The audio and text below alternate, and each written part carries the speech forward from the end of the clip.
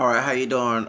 This is me, Zach Diaz, and I'm gonna do a story about the N word. Um, yes, we're gonna talk about the N word. We're gonna talk about the N word, and take the Bluetooth off. God dog shoes. Okay, we'll talk about the N word and Bill Maher. But yeah, my bed is made up right now, so I'll worry about that later on. But we're gonna talk about the N word and all these whole stupid situations with Bill Maher and what's the man name? Ice Cube. And I'm gonna go ahead and say, so if you're gonna make comics, comments right, about the situation, what I'm gonna do, I'm gonna ignore the comments, um, and ask questions later. Okay, so just you don't have to listen to my voice, and then I ask questions. I'm not gonna stop what I'm doing and try to explain something. But if someone comes to my channel, started dissing me for claiming my multiracial roots. Like one particular brother, one particular dude did. I don't know if he's mixed with Hispanic or white or something. That came on my channel this past Sunday, started dissing me for my multiracial heritage and my identity, and also trying to tell me what I believe in because I was defending um, John Hernandez and bringing religion to it when I was on the bus going to the seminar for entrepreneurship and stuff. So when he started dissing me about my face, I believe in blonde, blue-eyed Jesus, when I know Jesus is darker than me, and started, when I had to correct him, say I'm multiracial and mixed, he started bashing me, talking about using one drop mentality and black national shit. And blood quarters that people see me as black. I want to educate you what black looks like. Look at Akon, look at Lapita Nyong'o, look at what's her name, like those were true black people. American so-called black folks of all shapes and heritages are not pure black people.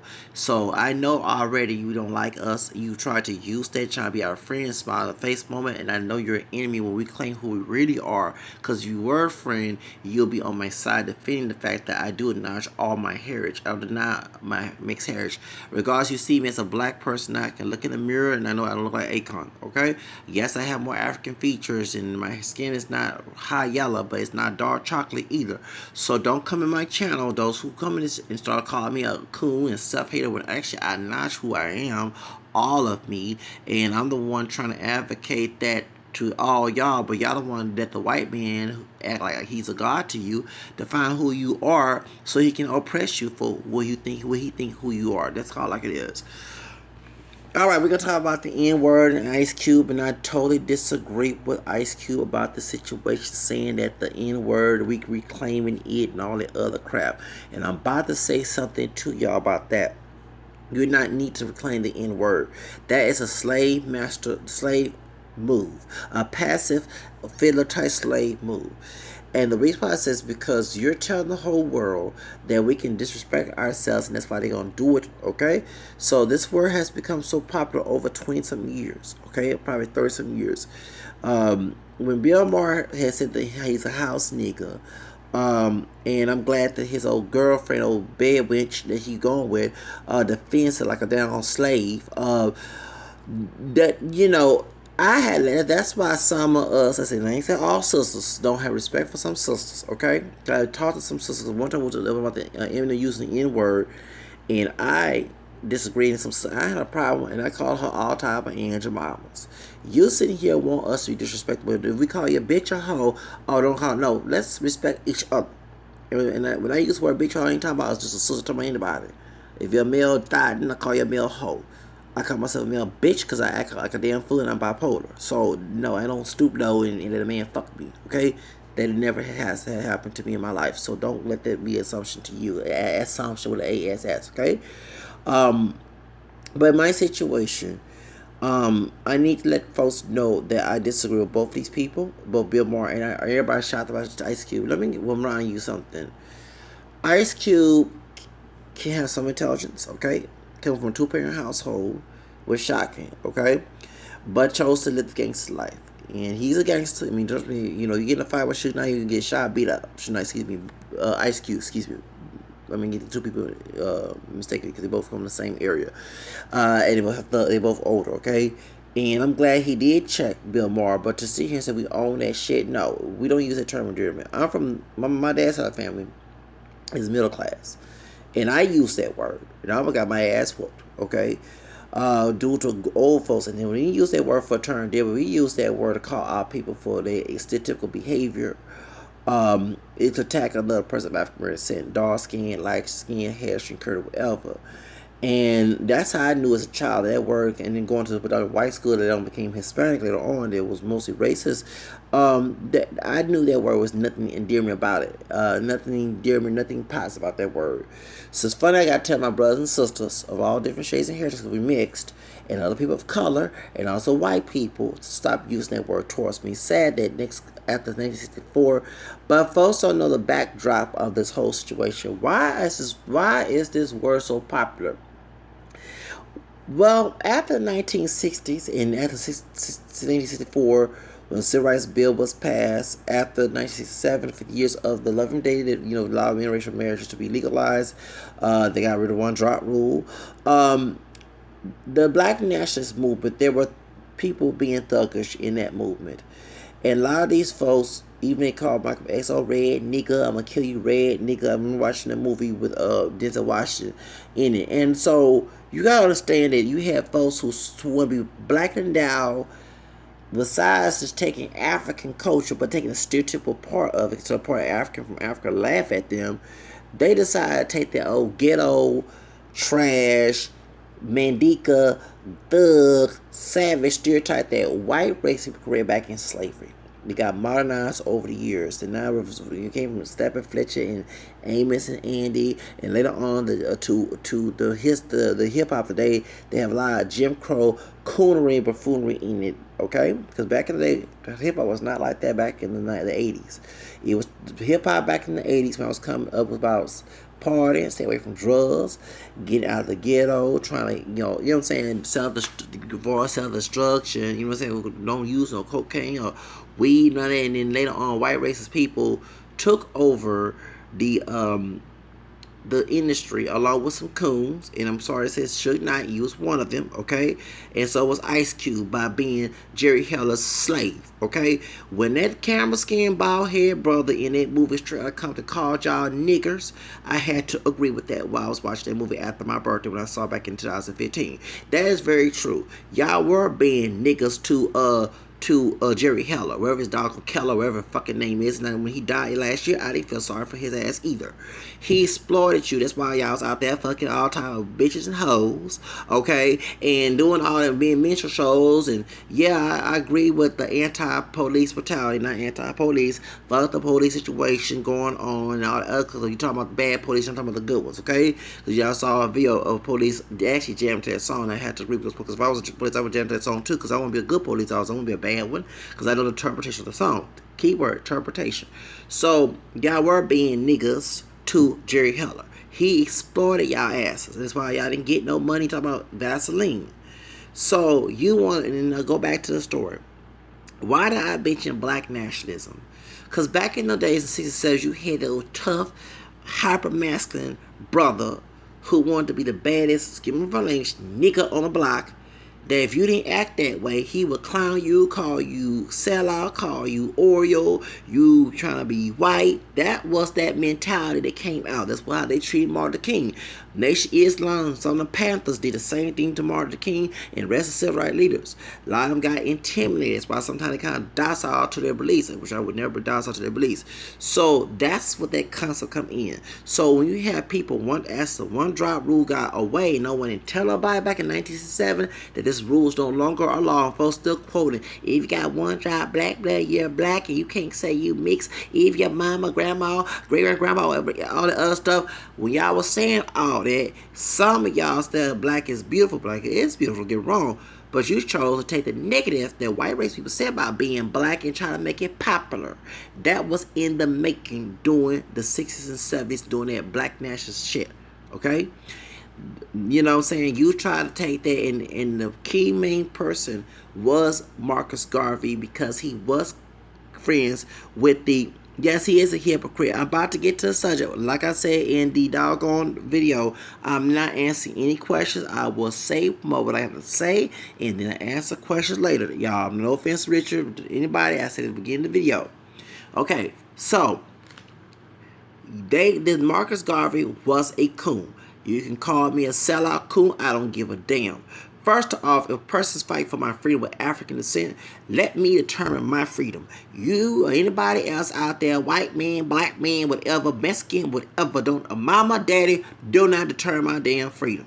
Second of all, we're not pure black people. So Marcus Garvey wanted to segregate African American people. While he was teaching this shit, being a hotel preacher, he was taking money off the African American community, and W. Du Bois, my homie, W. Du Bois, called his ass out. That's why W. Du Bois, and I'm not going on colorism, called him a big dog, fat, whatever he was saying, which is not, I don't agree with that, but I understand the anger, because this dude was slicking folks in the community while having meetings with Ku Klux Klan. Talking about Marcus Garvey, and he thanked the Ku Klux Klan for making segregation. So don't you understand why this shit started? Even when you having with these conversations with these black nationalists, when Malcolm X was locked up, okay, when Malcolm X was locked up, well, he was in prison. I mean, he did go to prison. Marcus Garvey was in prison, but let me consider. When Malcolm X was in prison, okay, that dark skinned brother, he was dark skinned because sometimes they get characters don't look like the character on the movie. Talking about all white poison and all the other crap. The same man that got him trying to get him killed when he exposed that what's his name was going with a yellow bone teenage girl talking about Elijah Muhammad. When he was in, they come out mean, aggressive, like you want. I'm sorry, and anyone knows me personally. If anybody, even on the damn job, talks to me, it makes you want to punch that person or not something aggressive, trying to intimidate. And they think that back in the day, if I was in '60s and I'm bipolar, I would 9-10 knock them motherfuckers out trying to intimidate me. I probably had a pistol or whatever. Okay, if I had a license to carry, it would be legalized. Okay, I'm not trying for self-defense trying to intimidate me. They want you to be the commodity and run and put, and they always tell you that you're selfish, but they the one who's trying to make your life theirs. You know what I'm saying? So when I saw that, I said, what the fuck this man talk to that man like that? You know, and rude and stuff. So what happened is, during that time, a lot of these brothers with these black nationalist movements start picking and intimidating because we was intimidated by white racist people, okay? They start taking cue from them. So that's why they come aggressive and mean to a point it make you, and then also too, you remember this are former people, former Protestant evangelical people. Elijah Muhammad came from a Baptist evangelical home, and a lot of fundamentalist Baptist home, they have their extreme, theatrical behavior that St. John talked about in the third book that was not good, okay? They have come and be rude to you, talk to you any kind of way. So what happened is, during that time, I want folks to understand, these attitudes from the evangelical fundamentalist movement were very extreme, want to pump in, Bible thumb, and want to do this. And you have that white racist rhetoric, and next thing our brothers start doing it. They're not doing it to white people. They're doing it to you. Okay? Then they try to show, remember, they don't know what African and black is because we've been mixed and assimilated to white culture. We mix with white and Native American. We don't know nothing about Africa. So after Jim Crow was ended, what do you think they'll try to get to find what black is? The ghetto, stupid, jigaboo stereotypes that white race people talk bad about, okay? And so during that time, there were good Black Panthers, okay, who was friends with white people and Hispanic, the Brown Berets, okay, in California. It was thuggish ones who turned into a racist organizations, and they was intimidated. Remember, in our community, we always had a crab in a barrel mentality.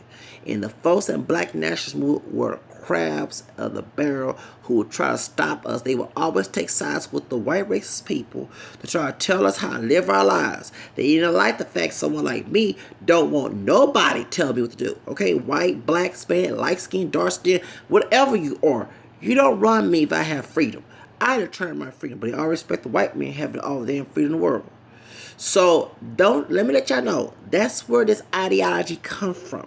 Okay, so back in the Shaft, nothing wrong with Shaft, but the black exploitation movies, a lot of them start picking up that hustler, drug dealer, type of movie, and that's why it was called a keyword black exploitation movies. Shaft was a good representation of a hero, but the other ones who was buffoonery, coonery, and even when they had good times, Dynamite, Jimmy Walker, JJ, which I'm not sure he dating old racist, and Cloto, whatever her damn name, her ugly face.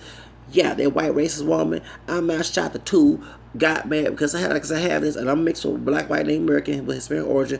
Some of the biracial people who attacked me about my multiracial identity. Sometimes I believe they came from no type of parents. One was a white racist person and behind closed doors, and one was a black, so-called black person who was a nationalist, racist, and they somehow got lust for each other and just made a baby. Okay, so back then, then too, during that time, during that time, this was in the making. Okay, they tried to tell brothers, this is after the 60s, okay, how to dress, how to act, how to talk, and school was not for you. And we had old Firecon telling folks, brothers back in the day, not to get a job, because I know somebody personally who listened to that shit and now rotting from it. Not to get a job, you're working for a white man. Get your own business. Now, I agree with that. Get your own business. But if you're not trying to pursue a business, what do? You depend on your family. Okay? You don't go out and go get a job, but you're making babies and that. That's where the scalization came in. Okay? All this stuff making. So, all this going on. You have brothers back in the day, even though I was born 79, who trying to be a follower instead of a leader. Do you get what I'm saying? When you're a free person, you're the one who calls that leadership. You're the one that stands out, and you're the one outshining people by your own personality. And people who don't have that, courage, look for you for courage. Look for you for confidence. Looking for you. They don't understand. Dang, I wish I could do what he doing. You know what I'm saying? So then they don't like the fact that you're your own person. You're independent. You're individualistic because they want to control your mind. Yeah, I hope people understand the reason why this is going on. So here comes the crack epidemic. I'm glad that someone brought that up. So when Reagan became president, they had the Reaganomics, shut down a lot of businesses. And then Reagan and Bush and CIA kind of bring the crack cocaine to the African American and Hispanic communities. A lot of them don't have jobs.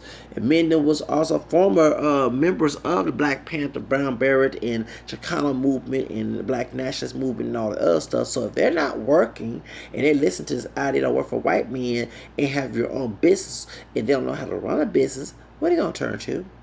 Exactly. Drug dealing. Okay? Drug dealing. And so during the 60s, the 80s, a lot of minority, not all minorities, but some of them bought into the system sell dope.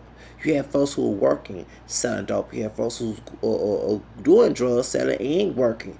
Well, that crack problem made them lose their job. Also put them in homeless shelter, and it also later on put them in prisons. Okay? And the community became, when doing the sexual revolution, started a single parent wife, single parent woman neighborhood matriarch, because it wasn't like that back in the day. It was brothers running the neighborhood. The men don't want to be masculine, but they don't want to be leaders, which is contrary. But the only leadership they want to do is be a drug dealer. Then these women start dating these drug dealers because they got job security. Well, not economic security, should I say. Illegal economic security. Then they had the welfare going on, and that's when the welfare queen stereotype comes from. Okay, even though there's mostly white people on welfare, then African Americans and other minority. Okay, so all this is going on, and a lot of the people started getting locked up in jail. Our brothers been locked up for one crack pipe, getting economic years due to Reagan, Bush, and CIA situation, and also Latino men. So hip hop comes in. Hip hop is clean. It was a form of entertainment. Instead of fighting, you battle, street battle with vocally. You dance battle, had break dance. They'll squash all them beefs. No, when I have to get shot, you know what I'm saying? It was a dance battle. It was a freestyle battle. Okay, you had dance, and it was about love. Okay, it was about helping your brother out. It was helping about getting out and this and that. And that was the hip hop that was growing up back in the day. But, and I understand nation. I mean, black. What's the name? NBA came out. They wanted to show reality rap. They didn't want to do no clean words. They wanted to curse. And they started out like that. What these young brothers did not know, including, who was older, Easy E, because when he was the same age, um, and Ice Cube and Dr. Dre and DJ Yella didn't understand that the stuff they were spewing, trying to tell their story, had stereotypical reference back in those old school Jim Crow days. And the reason why that white man, regardless he was Jew or Gentile, saw interest, he saw to exploit you, not to help you. That's why you wrote the song No Vaseline. Okay? So he coming from a time when he grew up with African American people were used to make coons, to make fun of us. They had white people doing it. Then they had people African American, if you were so dark, they even put dark paint on you. Like they did Josephine Baker.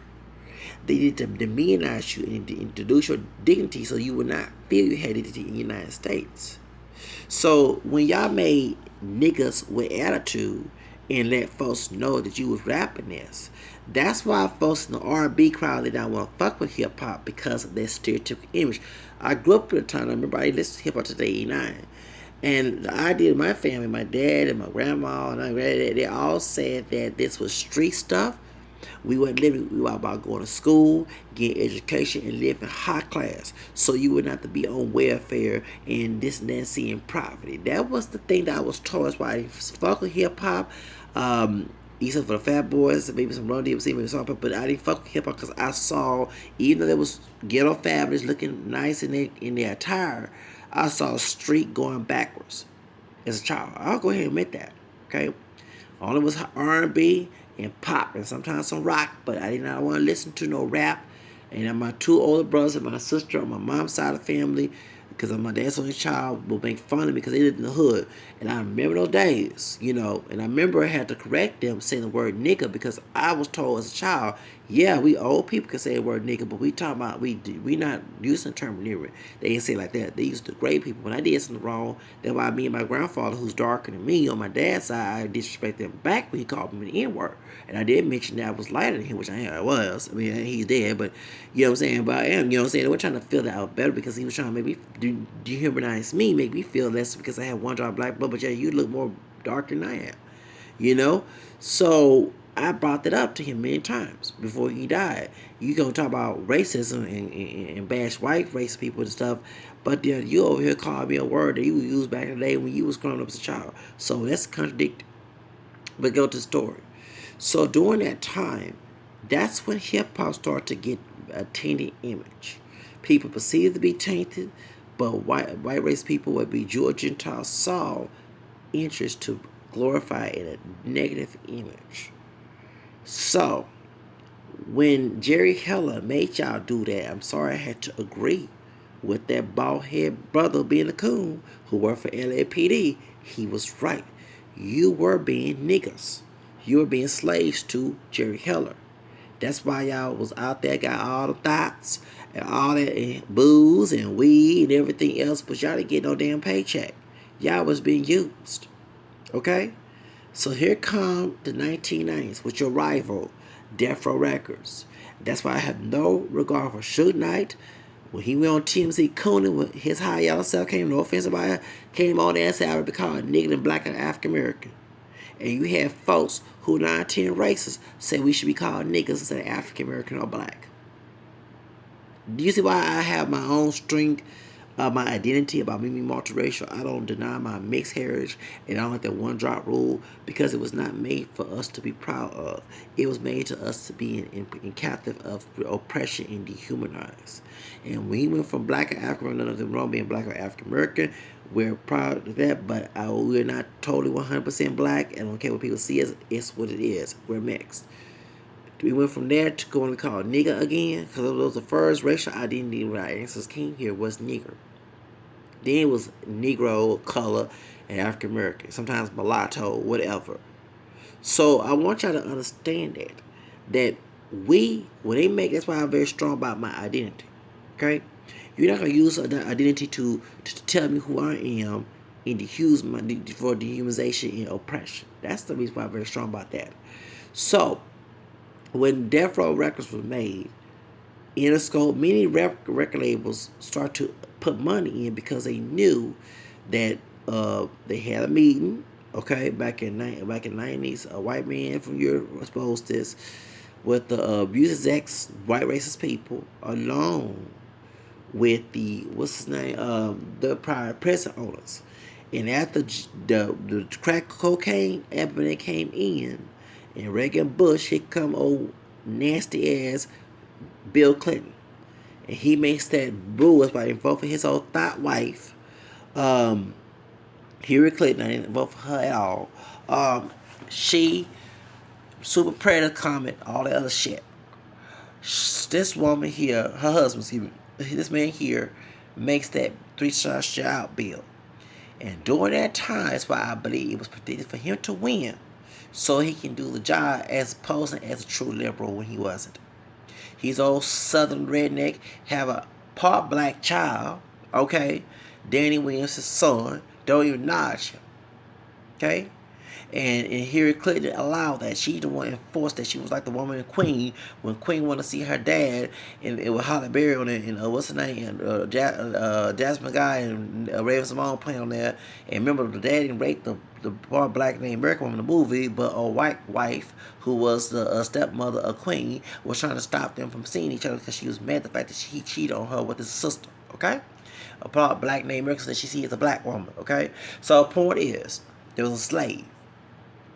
So Bill Clinton have a son, and I'm glad you vote for his his wife ass at all. 2 times back in 2008 when she ran against Obama, and I ain't vote for her three times. I ain't vote for her when she ran against Bernie Sanders, or when she won against Trump. I voted for Gary Johnson. I ain't voted two of them damn devils, both Trump or Hillary, to ever try to win the presidency. That's why they both crooked. One is racist and one's a closet racist. You have a Hitler, and claim Hitler openly racist, and you have a doggone Margaret Sanger trying to destroy us. That's why she defending Planned Parenthood. So going back to what I was saying, Bill Clinton made that three-shot out bill, and this is the time when private prison owners and record execs try their best to get hip hop on their rule and make it a minstrel show by advocating the word nigga. All the old racist stereotypes that these thugs in our community portray and went to jail and portray, they try to do that, and they only try to add Latinos in the situation with the Cholo stuff. So they start putting it as a mainstream. You have minority youth. I went to school with. I remember brothers and Latino brothers going to school with me. They were school kids in elementary. But when we got to middle high school, all they thug, all they chola, all they gangster, and all that other crap. I remember seeing it. Okay, we went from Just Say No, like Nancy Reagan, next y'all over here doing this stuff. So I don't forget this shit. And it happened. And so what happened is, yeah, that's why she fucked up. She fucked up Cuba. She sure did. Hillary Clinton, foreign policy, and she fucked up Haiti. Them Haitian people do not love Hillary. And I could be Haitian from being Creole descent from Louisiana because there's connection with Haiti and Louisiana. But let's get to the subject. So anyway, they promoted gangster rap. Suge Knight with his old big. I'm sorry to say that I don't give a damn about him being gangster. Your old ass, the higher version of Steppin' Fletcher, allow these people to promote this shit to our community, messed up our youth up. You was a sellout, and he called himself on TMZ a nigga. Yeah, you was a damn nigga. You and your other people did the same damn thing. Easy E, I'm sorry, he's bringing all this shit up. That's why you over here claiming it's your word. So all this stuff was going on. A lot of our people start to emulate that gangster shit and start selling those, smoking weed. And then that caused it caused scandalization to put our people in the prisons. And not only got these old white racist cops who, when y'all was talking about, well, you gonna be no cop, you had white KKK Klan folks, Nazi folks, trying to teach their boys, especially the other boys, talking about their kids, and they young men to become cops so they can infiltrate that shit in the police force. When there was a bell ring, like a dog whistle. And that dog was super predators, old bitch, old Hillary Clinton with her wrinkled old ass, said super predators. It would not apologize for what she said. So here, I mean, Bill tried to pay in our favor, but damn, no, you was playing us as a fool. And I'm glad that my grandfather told me and my grandmother and my aunt when he was in that white water situation, don't be defending that man. Y'all Negroes defend that white man. I remember he was saying that when he was alive. And I said, no, because Bill Clinton was a good man. Nope, he was a rotten old ass motherfucker. So when that was going on, a lot of, yeah, there were jobs, but a lot of brothers, Latino brothers, and men of color was getting locked up while white men can sell dope and everything, get by with and get a slap on the wrist, especially if they're related to a judge or some type of law official. Okay, that was going on. They was getting all the benefits of the drug money and the legal money anyway, and brothers and Latino brothers getting screwed. So why I'm bringing this up about the N word? Well, during that time, you had the N word being used on almost every rap song you could pick up. Back in the day, in the 80s, you never heard the N word like that. In the 80s, hip hop was clean. You had, people speaking positive. But y'all saw nigga this, nigga that, nigga this. Y'all talking about bitches and hoes. Okay, instead of talking about the sisters getting stripped, what about the men? And yeah, you might call me hypocrite about me liking Nicki Minaj song looking ass nigga. I'ma use an argument. You know T-Boz from TLZ? She said she didn't get offended with Easy E because she was a virgin. And she went out there doing that type of stuff when she heard that Easy E's music. Well, I'm the same way. If it applies to you and you call yourself a nigga, why should I feel sorry for you? You chose to lift your ass at the bottom. You chose stoop low, kiss the butt of the white racist. Yes, I'm glad. I'm glad to bring it up. Let me get to the point. Remember I said at the beginning of the video, I'm going to say everything I want to say now and answer questions later, okay? They kiss the ass of these white racist people. You being what they want you to be. Be uneducated. Live ghetto. You know what I'm saying? Choosing to be on welfare. I'm not saying choose to be on welfare because you need to be on welfare. I'm talking about choosing to be on welfare when you have the opportunity to get off of welfare. And before I wasn't mad about Trump cutting that shit. Cause some people I met personally use that shit for centuries and tell you it's a blessing, and God might take away you curse that blessing with their personal interpretation of scripture, twisting scripture like Peter said in the Bible. What they write those that can't even talk, they ain't presumed to be teachers or be judges. They didn't St. John say it, St. James said it in the third chapter of the Bible. These are wolves in sheep clothing. The cries and bear like in Star Trek. Cause I live in the hood.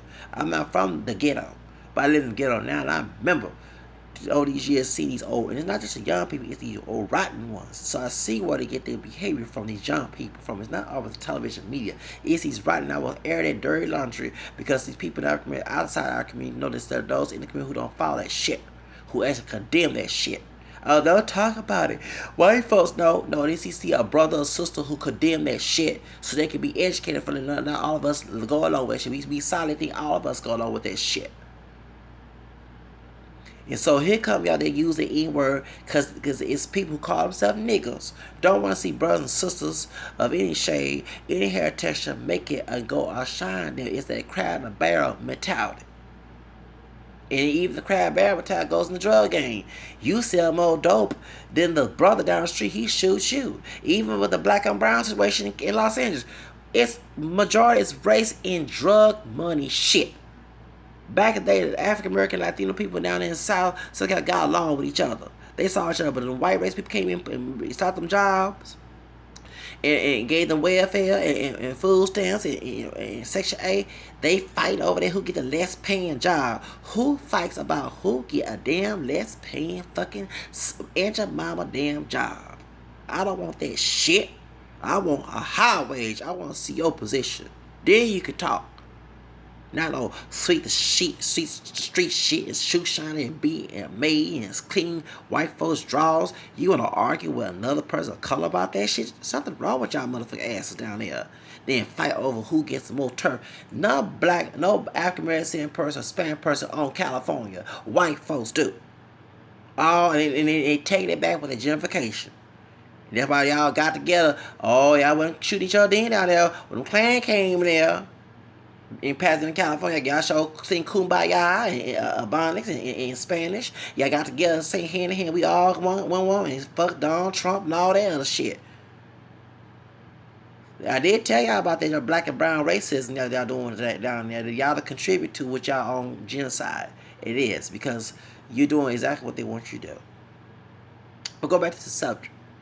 So y'all made the N word popular. Ice Cube, Tupac. Come on, let's all name it. Tupac, Diddy, all y'all in the rap game became the minstrel show, jigaboo, pickaninny type ones. You made it popular to the point other races start saying it. And Martin King probably rolled in his grave right now. And I got constant remind people, hey, don't call me nigga. It's saying 2017, 53 years after the Civil Rights Bill was signed, I gotta tell people, oh, I don't mean it that way.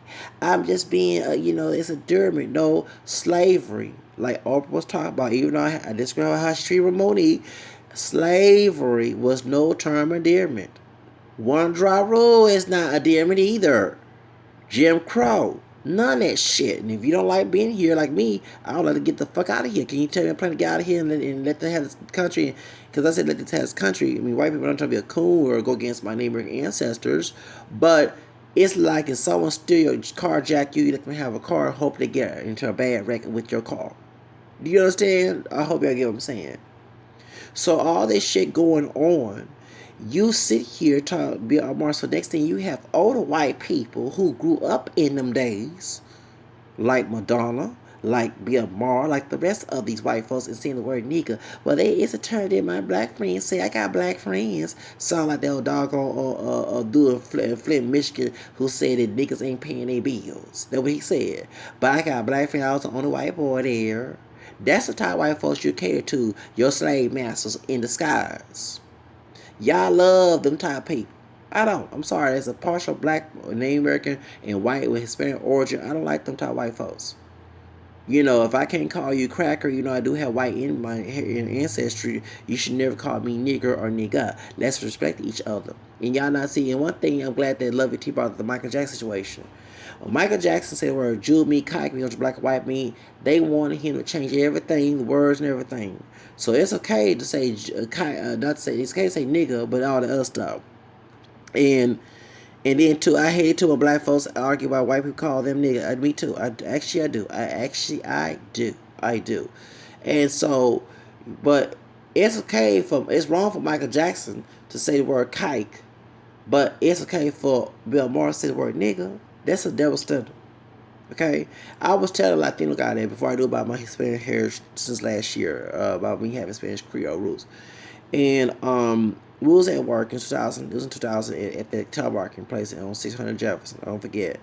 Dude, like a little cholo thug Latino guy, and I mean, cause he kid that slang, cause my group of names that was the style. Then here we go. I was talking about that earlier in the video, okay? And this dude say, hey nigga? I say, hey, don't call me nigga. I say I'm not being racist. I ain't call you mojado. That means the slang word for wetback. He said, hey man, I said, hey, just like you got offended, I get offended you called me nigga. I'm not one of these stupid brothers who call themselves nigga, who stoop low, who look like jigaboos and pickaninnies. I ain't say all that, but I'm letting you folks know that. I have high class standards. Even though I have issue with my family, I'm glad they taught me that. To never embrace some stupid word that hurt me, that caused me to feel less than human because I got one drop of black blood. And so the mother coons and nasty coons, I call them who they are, who call themselves niggas, don't associate. That's why I'm not a monolithic person. I'm a realistic person. We need that because y'all with that collective shit. You need to pick who you want the team with. A team. If you have a team and members are not serious about that team, you cannot win. I live by that. You gotta be around those who with your vibe, okay? Individually. So if you got a brother acting a fool and a sister acting hood radish and all ghetto shit, you can't hang around. You can't hang around. You can't hang around other people. You know, if you acting, you can't win a war with them folks. I said about Black Lives Matter. I support Black Lives Matter, but the ones who making their own chapters and acting a damn fool, you need to tell them to stop claiming Black Lives Matter because it's making the movement look stupid. So that's the whole reason why I talk about that. I'm not a collective person. Just because that brother down the street darker than me, lighter than me, same shit than me, whatever, fucking up, Don't associate me with that motherfucker. I'm my own person. When I act a damn fool, I want folks to know I'm my own person. Don't think other brother act like we're glad that I'm a unique person, because it's hard to stereotype a unique person. It is. That's why white folks who try not to be racist. Well, he don't act that black. My black friend don't act like you. Why you don't act? But you want to get mad about racism? Man, please shut the fuck up. You just want to be racist too. Okay, so but that tell like it is.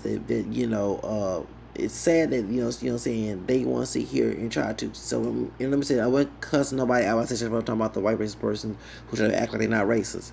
So and we gotta take issue with this, because going back, so that's why, and when hip hop became destructive, and when hip hop became dangerous, I mean, it sound like the Pocho Geraldo Rivera, okay. But I had to partially agree with him. Part of hip hop has messed up African American people and Hispanic people. The racist rhetoric of it, the nasty minstrel show, jigaboo, picking shit of it. Okay, that was not part of hip hop when it began. But white race people became part of it. That's when they screwed everything up, whether it be Jew or Gentile, and they elevate white supremacy, because it made African American people look negative, but white folks in the videos look superior. That's why, and it's saying about colorism. Why do you think that the lighter skinned girl in the video get more praise and the dark skinned girl is with this ratchet? Yeah, get what I'm saying? Okay, I hope y'all get it. Even in hip hop today, Drake, the real high yellow Drake. Oh, he's an emotional rapper. I know men like skin brothers who ain't emotional. So don't get that straight. And I know dog ones who emotional. I'm emotional. I'm camera skin. So, but I'm bipolar. That's the scenario. But the point is, I know dudes who are a lot high yellow. They are not emotional. And they will check you. They be worse than Zoe Williams when he beat up Aries Spears. Okay? So don't play. Even the one I try to fight me. I'm talking about Mexican rappers and DJ Flag. And I said with the high yellow brother, that was a thug from New Orleans. He dressed proper and everything, but he had that thug. He was a Muslim too. So he's from New Orleans. And he think he was Creole, but he identified with black. And I swear, I was about to use keyboards and everything else.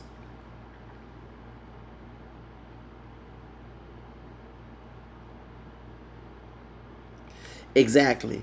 But we'll get to those other subjects. We'll stick to the source. So let's get into the subject about that. So, but Drake is seen in many. The funny part is a lot of women love Drake because of his complexion. Because he has this. Now he used the word nigga, but he dressed nice. He don't look like Kodak Black. Y'all want to understand that. And they had, what's that, Quan, whatever his name, some Quan, my nigga, looking all buffoon and buckwheatish on that video. I swear, when I heard that video, I said, y'all please change. I was somewhere, I said, I don't feel like hearing that damn nasty ass song. I said, and it was other people over the radio, like, I said, no, because of the content of the song. My nigga, my nigga. You know what I'm saying? My nigga. You know what I'm saying? Look at all buffoonery and coonery. And look at all, and he get in trouble many times. I was host, you know what I'm saying?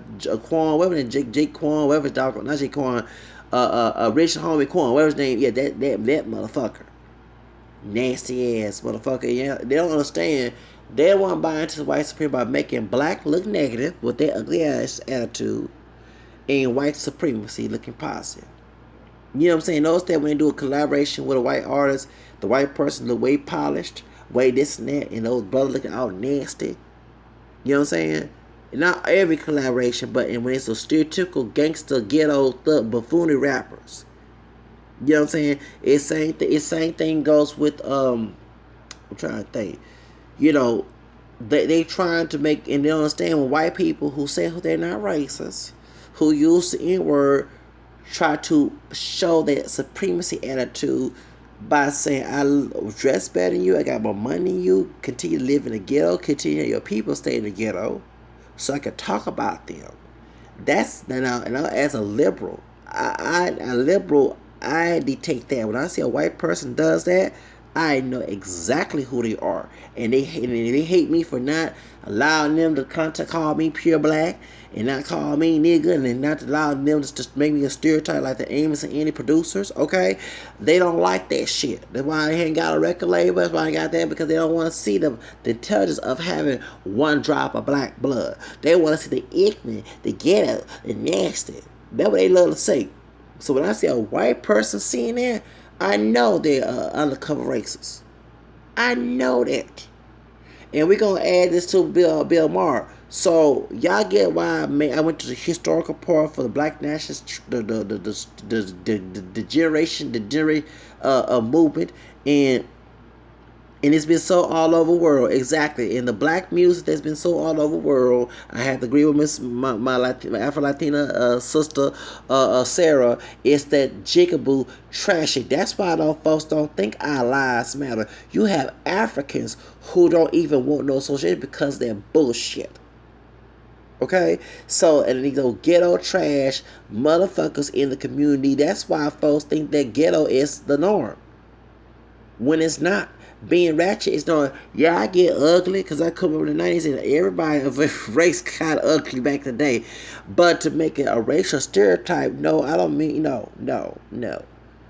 And it's sad that that's normal for brothers to act trashy, pants sagging, all this other crap, looking like buckwheat and all the other crap. They buy into white supremacy by letting themselves look like negative stereotypes.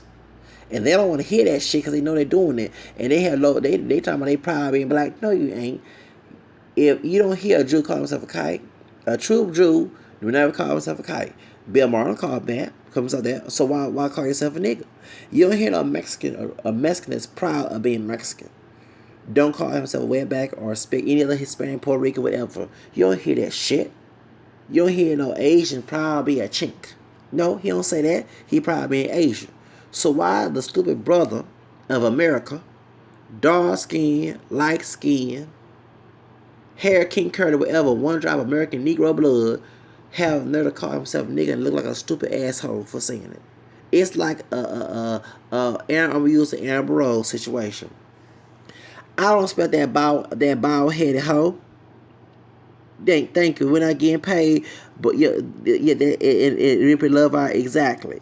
And point is, I don't like that I call Amber Rose a bald headed hoe. And let me tell you the reason why.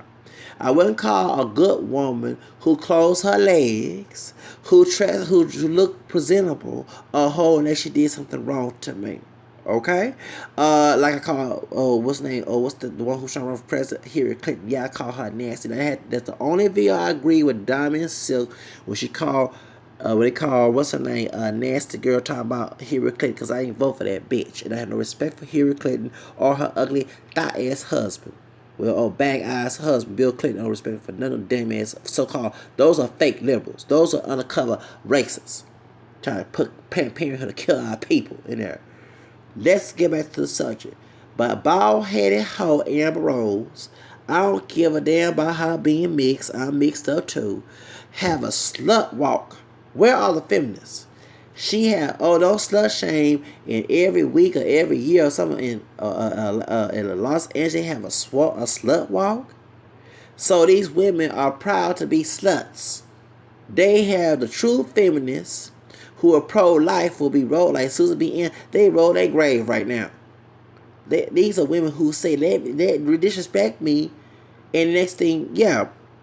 And so, therefore, it's sad that Amber Rose is causing a slut walk. A slut walk. Your daughter is seeing that shit. And I don't want my daughter seeing that shit. When I have a daughter, she better not be not in my house. You not gonna, no offense, I would never cuss my daughter out, but you might want to be a hoe, but not in my damn house. You gonna keep your legs closed, and you gonna stay in them books.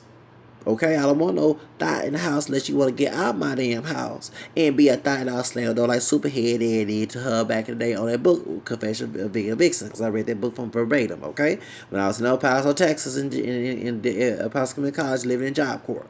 So, point is, but this woman here is saying, do a slut walk, slut shaming. And yes, we should be proud of being slut. Back in the day, women in the feminist movement, or pro-life or pro-choice, did never condone this shit. And so now she sit here saying being a hoe is good. Now, my question is to y'all, and I'm glad we got a woman on here, Sarah. Go ahead and type what you feel about Amber Rose when you hear a woman, since you're a respectable woman, and you hear a woman saying this is empowering women to be a slut, I want you to hear your side of the story. I want to let her speak. Come on, my sister. Me and Mama. Me and Manita. Come on. Come on. Tell it like it is. Preach on, baby. I want to hear from us because I'm not a woman. I want to hear what a woman thinks about this. Because I can talk about how a man, especially African American, call himself a nigga. I want to hear from a woman who respects herself, who not that slut doing that stuff, but he a woman, bald head, and call Ambrose a bald headed hoe, like where it is in his song, who tell these girls to be sluts. Cause I'm gonna treat her how, and I'm gonna let you know why I call Ambrose a bald headed hoe. Because she chose to disrespect her damn self. I'm gonna repeat that self. She chose out of her own willpower to disrespect her damn self. Now, when brothers call themselves niggas, but bitch and bone about a white person doing it, an Hispanic person doing it, and an Asian person doing it, or an American person, or Arabian, do I fucking feel sorry for they fucking ass? I'ma say it right now. Hell no. You stoop low to be the hoe of the United States, brothers. You chose to put yourself low like a jigaboo, pickaninny. That's exactly. Okay, she said, okay, I'm going to repeat what she said. Feminism is not for black women. Okay, now I'm going to say this. The feminism that I do agree with is the Susan B. Anthony before, what's her name, Margaret Sanger screw it up. I'm for women voting, for women having rights to work, okay? I'm for that. As a person who, I'm in the men's rights movement as well, and I'm for equal opportunity. Which I do plan on being an entrepreneur, I would never pay a woman less than a man less than, you know what I'm saying? The old feminism, but when old devil Margaret Sanger came and screwed it up, and it was not about abortion, was not about human rights or women's rights. It was about making the African American population go low. And then all these folks talking about men can take away our jobs, but they going to Planned Parenthood lowering their population. You know what I'm saying? And having every, and I'm sorry to say, I'm not saying every woman doing this, but they doing this Dick and Harry situation, Tom, Dick and Harry situation, and putting their dicks in them, and now want to take care of the babies, but they forgot that it takes two to make babies. It is a man's right. Let me tell you the reason why it's a man's right about the baby being living, because we contribute that sperm. Okay, without no cum, I mean nasty to those who understand. Without no cum, you can't make no baby. And I'm Lord forgive me, but none of these folks of the Virgin Mary trying to bring Jesus in the world. Okay, so my point is, in order to have a child, you gotta have egg and sperm. So if the person contribute to the baby, he does have a right to have that baby here. Don't forget about that. It takes two to make a baby. Folks don't automatically let me get pregnant and boop, get a child. You know what I'm saying? No, it takes two ejaculation for bring sexual education, bring the ignorant ass folks trying. It's a woman's right. No, it's not a woman's right, because that person in that body is a person. That person in that body. Now, yes, I do say that I don't mind being a boy, because I'm gonna let you know, because my parents were not good parents. They're not today. And they try to use their bad parenting on me and tell me, since I brought me in the world, they have a right to throw that shit in my life, which I don't have no right to live that life. That's why I say that, okay? So I'm talking about my ass being wrong, which I admit that.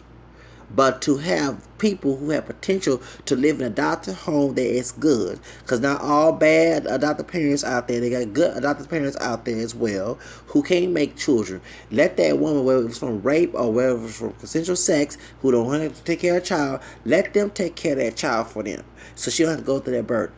Okay, that's the option. But these folks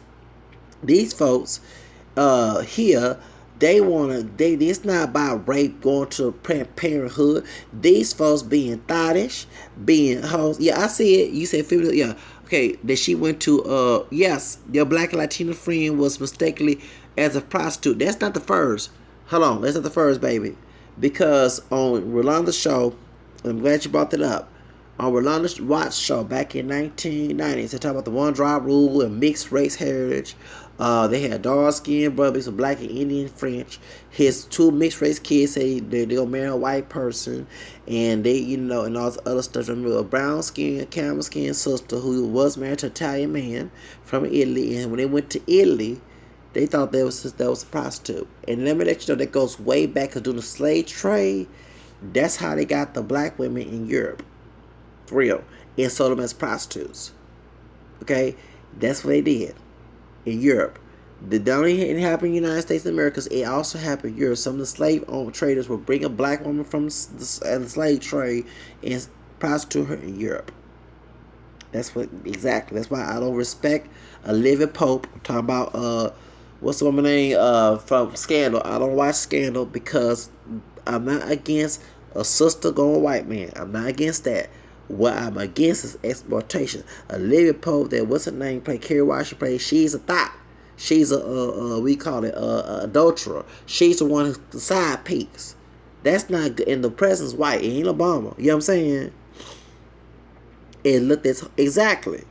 And exactly. And it's not just sisters. It's both Latinas, sisters, Asian. Remember, during the interracial mixing in the beginning, the Native American woman was prostituted, the Asian woman was prostituted, the black woman was prostituted.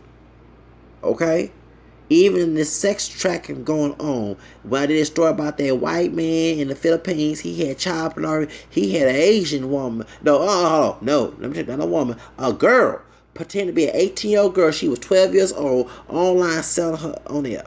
And he got in trouble. Remember I did a story about that white, that little sick, nasty motherfucker? So, folks understand that women of color have been exploited, and even us in the entertainment industry. Yeah, I mean, as a man, even, and it's not just about women of color, even me, I like the Madonna. When Madonna became sexual, I was in my teenage years, I wanted to fuck her. I'm not gonna lie about that. I used to be masturbating. I mean, tell my business, I'm eating gross. I used to masturbate and pretend to be sleep. Like my family know what's going on, and I'm in the mood in my bed humping and think about me fucking Madonna. Okay, and and that's why, and it wasn't. That's because the sad part is that women across board getting exploited. It's get worse when it comes to women of color. Okay, because even in porn, they discriminate against women of color and put the blonde blue-eyed woman, even the white woman dyeing their hair blonde, their hair not actually blonde, and being the next thought in porn. Okay. And it's funny part when you see porn between two white people. Yeah, they got the BDSM and all the other stuff, but majority of that porn is the respectful porn. Even though porn is not respect, it's that mutual love and them doing it. Okay. Then they have the interracial. Interracial porn, the most ones are with women of color and white women. Okay, white men. Then, modern day feminism, it is a white racist feminism. Okay, I'll admit that. Then, not only is the white woman, she get degraded sometimes because of being a woman, but the sisters, Latinas, the porn that's more accessible is the white man going with a sister, Latina, Asian, whatever. But a brother going with a white woman, do you know that they threaten to tell that white woman if she do this? This is in the porn industry. It's on DJ Flag covers. If she gets in the porn with a black man, we're not pure black, she gonna lose a job.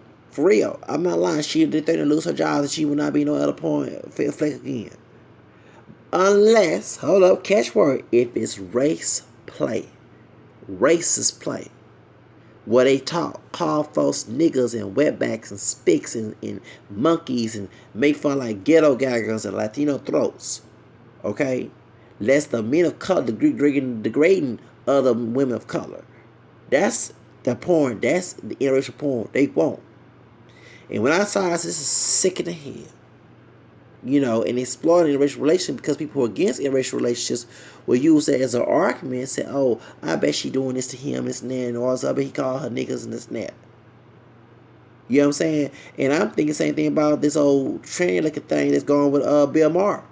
I'm sorry, I'm not trying to slander, but I would not be shocked why they making love, so called making love.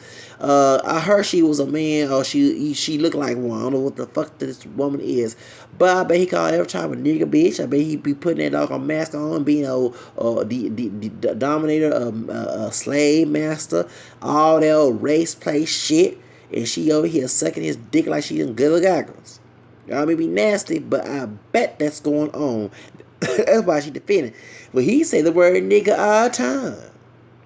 I'm letting you know that.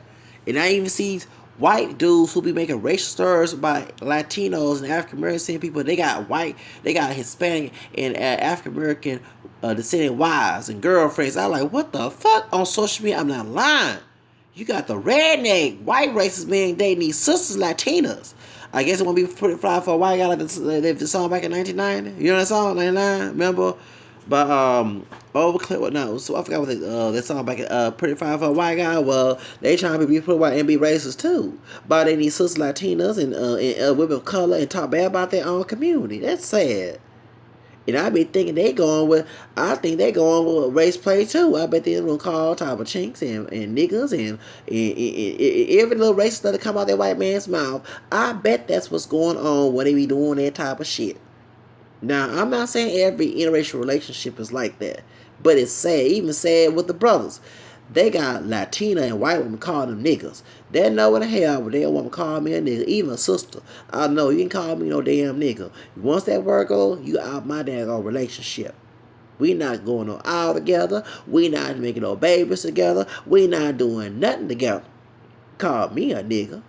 These dudes don't have no fucking respect for each other these days. And that's why police shooting us down. You know what I'm saying? We screaming Black Lives Matter and folks just laughing because they listen to hip hop shit that's racist, that's buffoonery and coonery, and they folks nigga, nigga, nigga. Not only use a term, but they say, I'm gonna shoot this nigga, this and that. Do you know Kodak, white man who created YouTube? What? Hold on. Hold on. Let me see this again. Hold on. Let me see this. Show. Yeah. Hold on. Why is not showing? Hold on. Okay, there we go. Kodak, the white man committed to fetish black women, and so I see black women throw themselves at him, and that's to go to her black. Yeah, that's true. I'm not lying. And I remember when they had the interracial relationships going on, and you had sisters bashing brothers with white women, and talking about you'll be in like OJ, but you got these doggone same sisters who say I'm gonna go with black men only, but they go behind closed doors with a white man. And I seen that happen. Trust me, I've seen. And even I met a sister. She darker than me with a wig, a damn nasty wig on her head. We and her used to be cool. I don't even want that woman because she older than me. But we used to go. She loved white men, so I had no problem because I said I like all type of women. But one time she was with a white man on the bus. She didn't want to talk. She had an ugly attitude. I said, bitch, please. I said, I ain't trying to be color struck to you. But if you think you fronting that for me for a white man, don't forget I got white DNA in me too. I got Indian. And I might don't look all that exotic like I don't like her mixed children. But baby, my complexion is lighter than yours, bitch. So therefore you can do all that front and front of the face. But damn well, when he call you all type of nigga bitches and hit you side of the head, don't come knock on my damn face. Don't come and get for real. She talked to his parent dude on the phone on the bus. She didn't want to speak to me. So like, I mean, and for real, I'm not lying. This sister is ghetto as hell. For real, she turned against you. We instead we were at the library together. We used to go to the library together, and she was trying to be on porn. She used to be a stripper back in the day. She was also a preacher's daughter. Her mother's got her mother's nerves. Choose live, she live in poverty. So she said she wanted to, yeah. What you said to me, I'm not mad at women confess they look. Exactly, and that's and a lot of sisters don't want to be treated like a fetish. You know what I'm saying? They want to be treated with respect and dignity. Do you understand? I had a problem with a white man going with a sister. My Powwow is one of my homies, and he likes sisters, and that's I relate to him because I like sisters, and I'm open to white women, not all that just trying to get with one like some of these brothers are, but I like Latinas, okay, and I guess do mama having Spanish Creole roots we did not know about, and me living around, going to school, but I'm Hispanic women, and I'm sorry, I do. I mean, I'm not one of these brothers who just okay, I'm gonna dump sisters and don't talk about Latinas. No, that's not me. It's just that's I have a friend whose same birthday as me and year, who's Mexican and Italian, and he loves sisters. He loves chocolate. Okay, so even when he came down to shop from Chi-Town to here to H-Town, he was in Pasadena, Texas, in the east side. Some Hispanic woman, he about to go off on a Hispanic woman for this him going with his wife of his sister. So I have no problem with racial preferences. It's just that when people are so negative with it and start bashing, I'm not for that. Cause the same woman of the opposite ethnicity or their particular ethnicity you want with can stab you in the back. Same thing with the women comes with the men. Like what I did about that old the mulatto, tragic mulatto, and I mixed with mulatto. He defends black women in dating. Well, I did not know that. I did not know that. I thought it was a white man and an Asian man that made YouTube, but I ain't trying to get my YouTube channel closed because I already had been uh less than 30 days been in Facebook jail, okay, and I bashed that dude from Facebook. So but they allow racist people to comment when you fight against racism. They want to close your account because you use certain words to against their argument.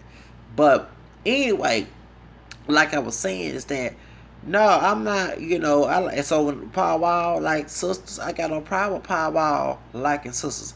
The only white dude I don't like going with sisters is the old Machine Gun Kelly nasty ass.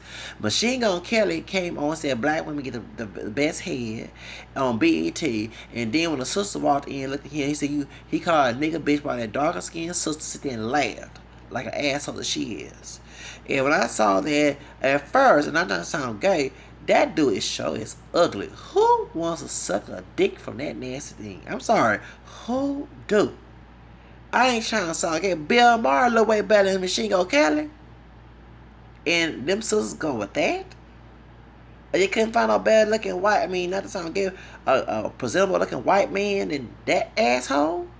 That's like me going with that, there's a trick. I'm calling her a trick, a hoe.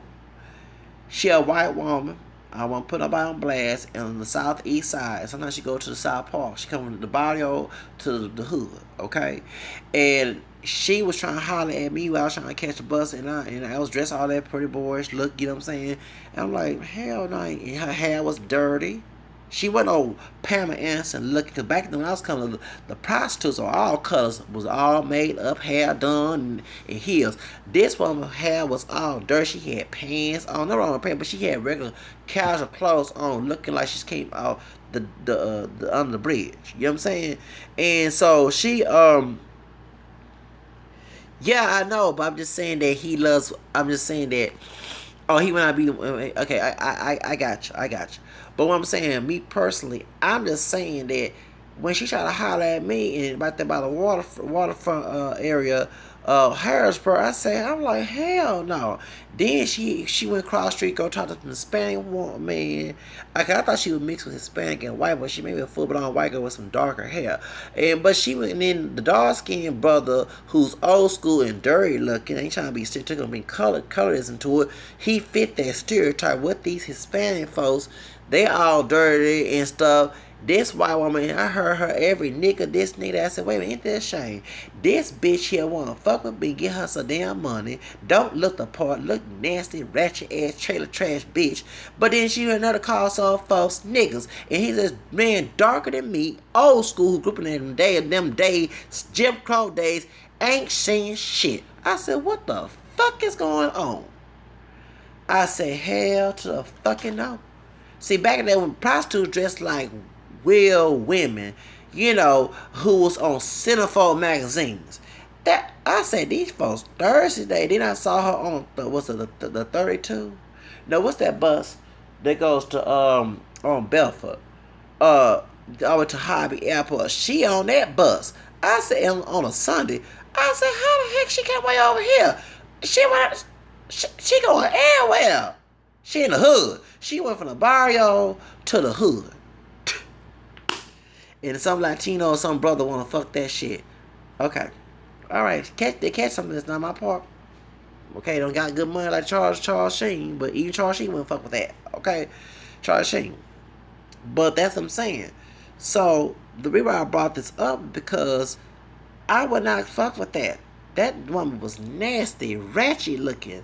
You know, she was ratchet looking. She was nasty, and but people of men of color want to go with a white woman so bad they not gonna get a high class white woman.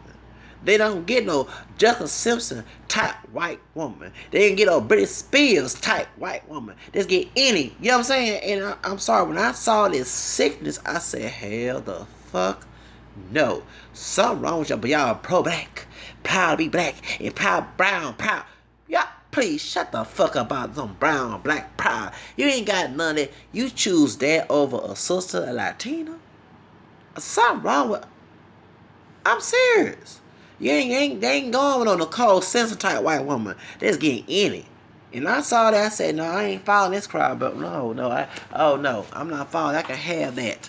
Y'all can have that. And then you have the ones calling brothers niggas. I'm like, hell no. Hell the fuck no. Bitch, get out my house. You call me a nigga. If I can't, no, you're not gonna disrespect me on my ass. These are same brothers who say, I'm proud being black and I'm a nigga. This is the Jigaboo brothers that supposed to represent me. Hell the fuck no, they don't represent me. I'm glad I'm my own damn person. So, do y'all get my point? So, that's what we're dealing with. That's what people want that to represent.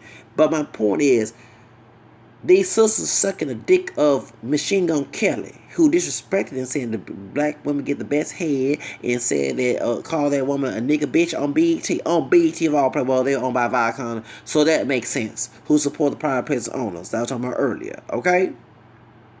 This represent that yeah. Okay, I understand Power Wall. I can understand you choosing Justin Timberlake, old crazy Robin Thicke. You know, you know, I can understand you choosing them white dudes. You know, what's that one? My homie, I call my homie, my Irish brother got Irish in the roots. Macklemore. I can understand that. Gary Owen, something like that. But they choose a nasty, trailer trash, thug looking dude who happened to be white named Machine Gun Kelly. That's why I made fun of his ass. Y'all making fun of Mariah Carey who can sing, but y'all ain't making fun of him. Bitch, get out the stage. Y'all done threw a potato on his motherfucking ass. Christian got to argument that she don't want to date a black woman, but he all dated black. Okay, so okay, Christian, okay, got to argue about him not dating black women. Okay, him not. Let me see this. Okay, Christian. I don't know who is and got to argument, but I wanted to date a black woman. And he dated dark skin black women. Okay, and I bet you the dark skinned black women he dated was the ghetto ones, not no intelligent black woman like. Well, you know, she not pure black. Talking about what's her name? Bill Davis. Cause she's from the United States. She just look pure black, but she not got some white name, regular name. If she want to claim it, I have to respect her multiracial. I did like I want mine to respect it.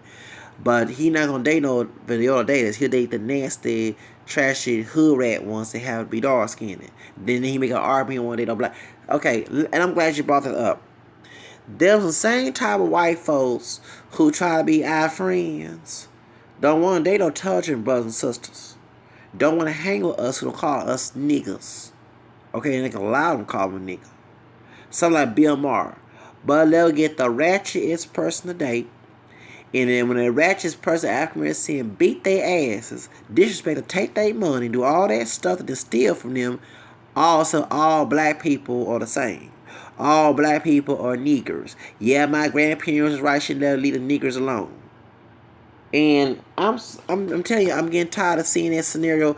You know, they don't pick and choose the brothers and sisters who go to school, who go to HBU college or go to college period, who's trying to upscale themselves, trying to be educated.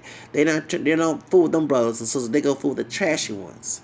Ghetto ones who don't have no. I'm sorry to say it. I'm not saying being from ghetto is bad. I'm talking about mentality wise.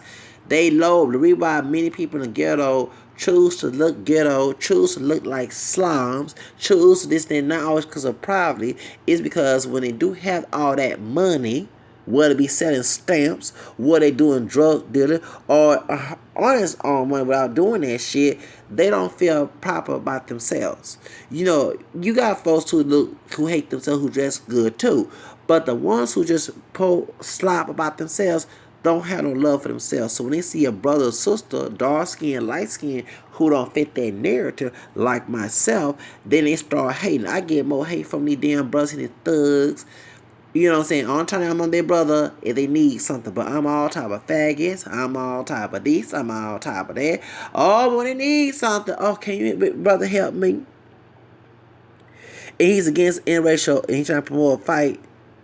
Swerving. Oh, Christian is the one promoting swerving. Okay, and he broke up and now he's preaching white supremacy.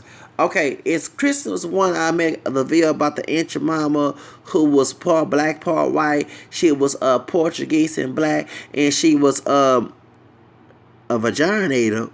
Okay, okay, and that's the one that cussed the white man cussed her out, called her, told her to go back to Africa when Trump win and fuck Black Lives Matter. That's him. Cause I sometimes I forget my stories. You know, I do take getting below for memory, but my memory's coming up. That's the one I did a video on last year and called all type of names. Cause I disrespect her too, cause she's stupid. She was brought them down sisters who said that white men better than brothers, and this and that, and she picked the bad white man who just as ratchet as the thug brother she dated a long time ago, and he knocked her up and called all type of names. And she has an issue on dating bad men. She don't date no good guy with color. Yeah, you know, sometimes the people who make those type of arguments date nothing but bad people, period. No matter what the color is, you have sisters who say that, oh, black men full of shit. They love white women. I'm gonna go get me a white man. And then they see the same damn white man. It's no different than brother they dated last year or years ago. Yeah, y'all noticed that? That's just, yeah. It's not the same with the white women. They'll love white women. I don't like no white men. I like black men. But they need the thuggish, trashy brothers who got no self-esteem, who look like slums. And then when they call all type of cracker bitches and all this other stuff, then they hate, I hate niggers, and go back to white, and the white man beat her too. It's just, I don't know what, these people attract the bad people. Soon as someone starts disrespecting me, the relationship is over with. I'm not gonna get involved with nobody who disrespect, give them any chances. Cause one thing about me, I've been hurt so many times. I'm not gonna let nobody hurt me anymore. I want to heal. I don't give my own family a chance. Cause I know they're 9-10 do it again. That's why I'm gonna see them. So that taught me when somebody I get a relationship with a woman and she started to call me out my name, and if it is racial, bitch, I'm calling her name too. Get out my damn face. I don't want to fuck with you anymore. You know what I'm saying? People don't have self-dignity today. People believe in go get along to get along, even lose their own dignity. Even as a piece of money. Like that about talking about the job I had for the rodeo. Oh, don't lose your money. It was people, don't quit. I'm not letting myself get mistreated and then get arrested for something I wasn't trying to do. You know what I'm saying? Because a white woman at my, you know what I'm saying? The brothers and sisters at my job. No, not everything's good money, okay? Chrisette Michelle had to learn that when she was on with Trump. So that's why these people understand that. But going back to the situation, that's what they chose for a white guy. And just like that sister I told, the dark skin sister who older than I am, Krista, yeah, he fight with her. Didn't want to swell. Then this nigga, this white nigga, go ahead and say it, black. Yeah, he did. Yeah, and you notice that's nothing new. That's nothing new about these sisters dating white men who are white racists. One thing I get very tired as a mixed race person, he bring about the rape. There were sisters who actually did go with white men who were racist. I'm not being a coon. Angel Ramirez Jordan talked about that. And vaginator, I look for the vaginator. Yeah, wherever it's nasty ass. Ugh, Lord. Said. And what happened is, I look him up, but I'm gonna do this video. The white man, no, hold on, I'm trying to think. I lost my concentration. Let me bring it back. God dog, what I was saying. God, dog. That's why I try to speak my mind and answer questions later on. And respond to the comments later on. Okay. Machine Gun Kelly. They go with that asshole. Okay, that nasty, fool. And when I heard him say nigga bitch, and I heard him say, that black woman get, and oh yeah, okay, about white men, white race men, and sisters. This is nothing new. Angel Martin, excuse me, Angel Ramirez, excuse me, Jordan mentioned this in his video, which is very true. The mammies. The mammies sometimes was sleeping with the master and teach the women, the girls on the plantation who were sisters, to groom themselves to sleep with the white master. That was very true. Okay? That was very true. And so it was not always rape. I wish folks would stop. The black nationalists use that argument to stop us from claiming mixed heritage. To go on with the one drop rule, which they have no power to. They don't get nothing from the one drop rule. You don't even get a check for having one drop black blood. So what the fuck we claim one drop rule for? So that's the truth. So, and I remember watching these videos where brothers talk about that sometimes the black woman is the enemy. Now, I'm not saying every sister is the enemy, but some of these sisters, I said some, do play the enemy in our community. And he was telling one story. One brother on one YouTube channel talked about that back in the day, a preacher back in the South, a brother, after it said, was going had a wife. His wife, preacher's wife, was sleep with one of the Ku Klux Klan men back in Jim Crow days. So when they get into argument, all she had to do was call the Klansman to get him straight. And that's where the idea comes from. I'm gonna get the white man. I'm guilty using that term, but I use it to people who try to act a fool me. I ain't using it to be act a fool and then play victim. No, they trying to do wrong to me. You know what I'm saying? And they feel comfortable because I got one drop black blood just like they do. They can disrespect me because they get disrespected too. They crab bear moment. So I said, okay, you want to get disrespected 10 times worse? Let's call a white man. You know what I'm saying? They call laws on your ass. Oh, you're a coon because you don't treat me respect. Respect go both ways. And if I'm a brother, then I'm supposed to get respect just like you want respect too. That's my art right there. But no, back in the day, the Jim Crow day, there was Ike Turner.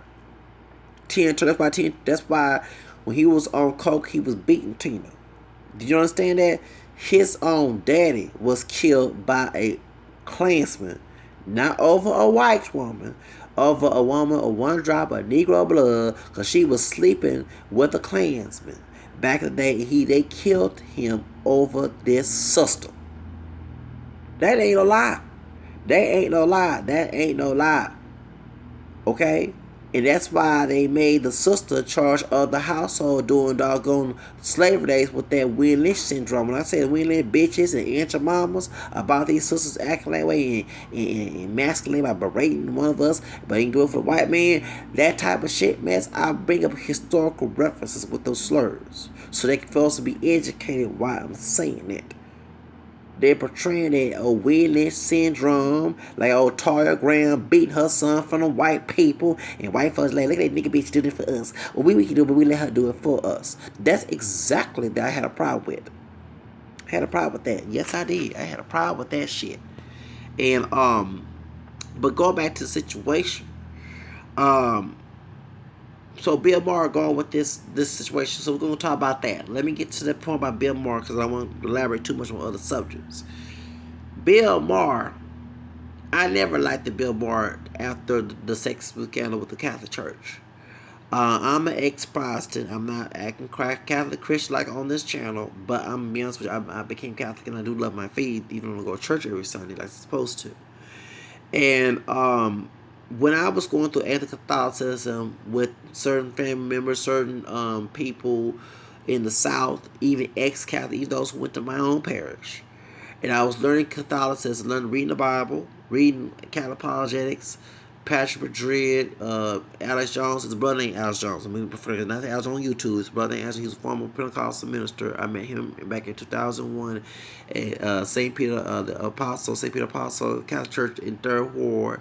Because he did testimony about his conversion to Catholicism. I seen Whom Catholic Answers. What's that band name? Tim Staples. I met him. I met all type of things.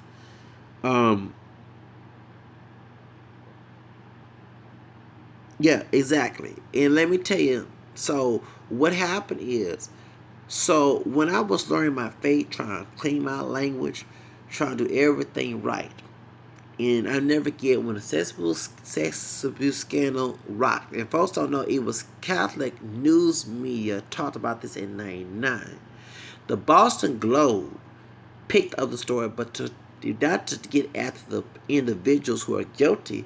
It was to bash the whole church. Now imagine a news media to Jews, making fun of all rabbis, or a Protestant church like the Southern Baptist Convention do have a sexual scandal going on as well. They don't bring it in the news, but it's a long list of that. Um, they don't do that. So when Bill Martin, I used to love watching Politically Incorrect, okay, because I'm a liberal, I'm big time liberal.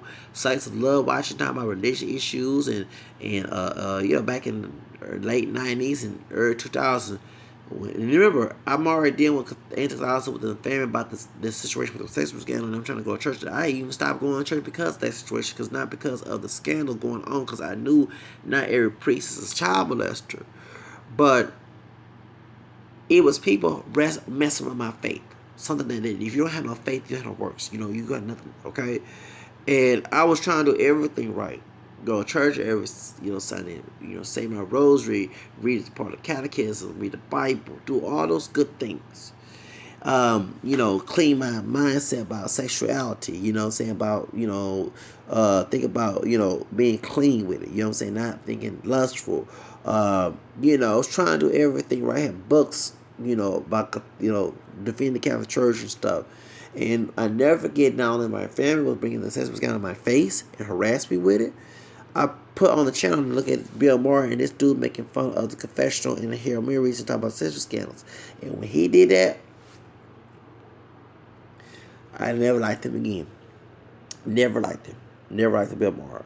I was a member of the Catholic League one period of time, and I used to report the stuff he did on to Bill Donahue, the president of the Catholic League. So I was a member of the Catholic League one period a couple times. Okay, so I report anti-Catholicism in the media, what I saw in public. I was the whistleblower of that. So even here, Channel 13, I'm the one who reported them when they was covering the scandal and making fun of our faith. Okay, Houston Chronicle, everything. I would get those articles to the Catholic League online and also mail them the information so they can stop this mess. It was our Anti-Defamation League. So what happened is when I stopped going to church because I didn't want to be harassed by other people, I felt like I was in Nazi Germany. Okay, due to my faith. Of course, the color of your skin, your mixed hairs, that's another biggie to deal with. But then when something spiritual, something that you believe in is tact, and you had this old dragons, it's no different with St. John talking about the Virgin Mary in Revelation chapter 12, about the woman clothed with the sun, moon, feeding, and the iron child, who was Jesus, about the dragon trying to, she went away from the desert in that chapter of Revelation 12, okay? And so, that dragon was so, I'm serious, everywhere I went, somebody was bringing it up on the job. There were sometimes was late for work praying that I would not have to deal with this situation. That's how bad I felt about this.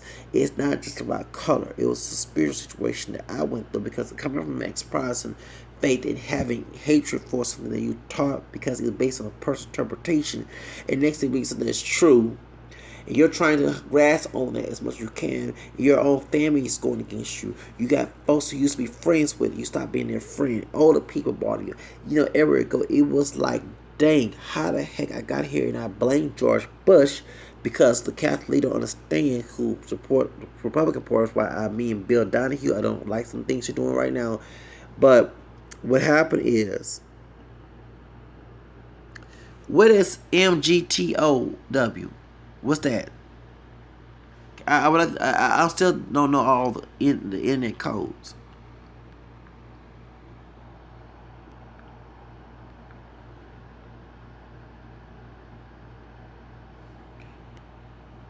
What is MGTOW? And I found NWALT. What that means? Oh, okay. That white supremacist title Okay, with a bad witch. Okay. All right. Well, I look it up. To go on about me, Bill Maher, and I never liked Bill Maher. Then when he did the movie Religionist, whatever it's called, I did not like that. And I did not like the guy anymore. I just did not like him.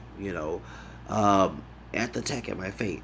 You know, but when the Michael Jackson situation came in, you know, I think he was against Michael Jackson, and I do remember, if I can recall, him bashing Wayne Brady. So we're gonna bring the color into this racism. Wayne Brady is and I ain't trying to sound gay. That is a handsome, good, intelligent, dark chocolate brother that I would like to be if I was dark skinned. Okay, he's presentable. He's manable. He's well respected. You know what I'm saying? And to have Bill Maher say that he don't act black, and because he don't act like no thug and hooded red and all hood red and all ugly and stepping fish shit, I was disgusted at as well. So what you're saying is that Bill Maher is saying that he wants his black friends to be thuggish, ghetto, so he can go to his white counterparts, call like it is, and talk about all the ratchet things we do when we act that way, if we are that way, because not all of us are. So this brother, I'm sorry, I'm glad that Wayne Brady checked his motherfucking ass and told me, he said, "You want me to be that brother? I'll be that brother." And I'm gonna let you know I'm that way too, because I'm gonna let you know there's two things that some of these white racist people, whether it be claim to be liberal or conservative. The white racist people want you to be a thug and ghetto to make fun of you so they can talk bad about you and try to be your friend and exploit you. Then you got the ones when you are being nice and kind, they want you to be like Sweetie from Housewives Atlanta and let them talk shit to you when you're not saying nothing to you. And so I'm not that type of person of African American descent who allow that shit to go on. I done that situation before, not to call myself a nigga, but I done the situation. I mean, I've done the sweetie situation, not on purpose, but trying to keep a job, and that's why I hate working in certain places. And yeah, to the point that I played sweetie, but I was the true Uncle Tom. Let me tell you, I said the true Uncle Tom. I wasn't Uncle Tom as in being a sellout. Uncle Tom was passive in front of your face, but he helped the slaves get away. And he got away too, if I'm not mistaken, in the book, because I read the book, Uncle Tom's Cabin. Okay? And so, one particular job when I was working at Macy's, there was a stud chick. She was a lesbian. She was more a little feminine though. She was a white woman from the Midwest. She been at Foley's and Macy's for years. It's everybody, even white folks, call her a bitch. Okay, she was a bitch too. So she was on me to everything. She was mean to me. To times I wish I could cuss the bitch out. But this is the job I have, and I'm trying to pay bills. So my friend from up north, who's a brother from Detroit, didn't understand why I was acting that way. Because I've been this switch when I cussed, when I got mad, and next time I'm fired. Okay? And you're living in private, you don't want to do that. And in Texas, it's hard to get a job here. There's jobs here, but it's the one who's giving the job you got to worry about. Okay? So I try to explain to her, but I said, dude, down where y'all from in Detroit, it's more liberal, it's different. In the South, we have that mentality, and I'm not scared of this woman. Don't get me wrong, trust me, if she wanted me to go there, I will cuss this woman out in the parking lot and make her face turn red, because I'm bipolar. But I don't want to lose a job, because it took a while to get a job, because of my ugly attitude. I'm not ugly towards you when you're cool and you're being nice to me. You just tell me some directions and respectful. But when you start being belligerent to me, coming from where I come from, that's why I talk to my family. That's how I get ugly.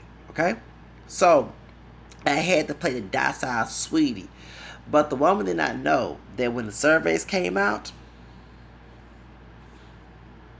guess who snitched on her? Because they've been snitching on her before, but other one, named Anonymous, exposed everything on that woman.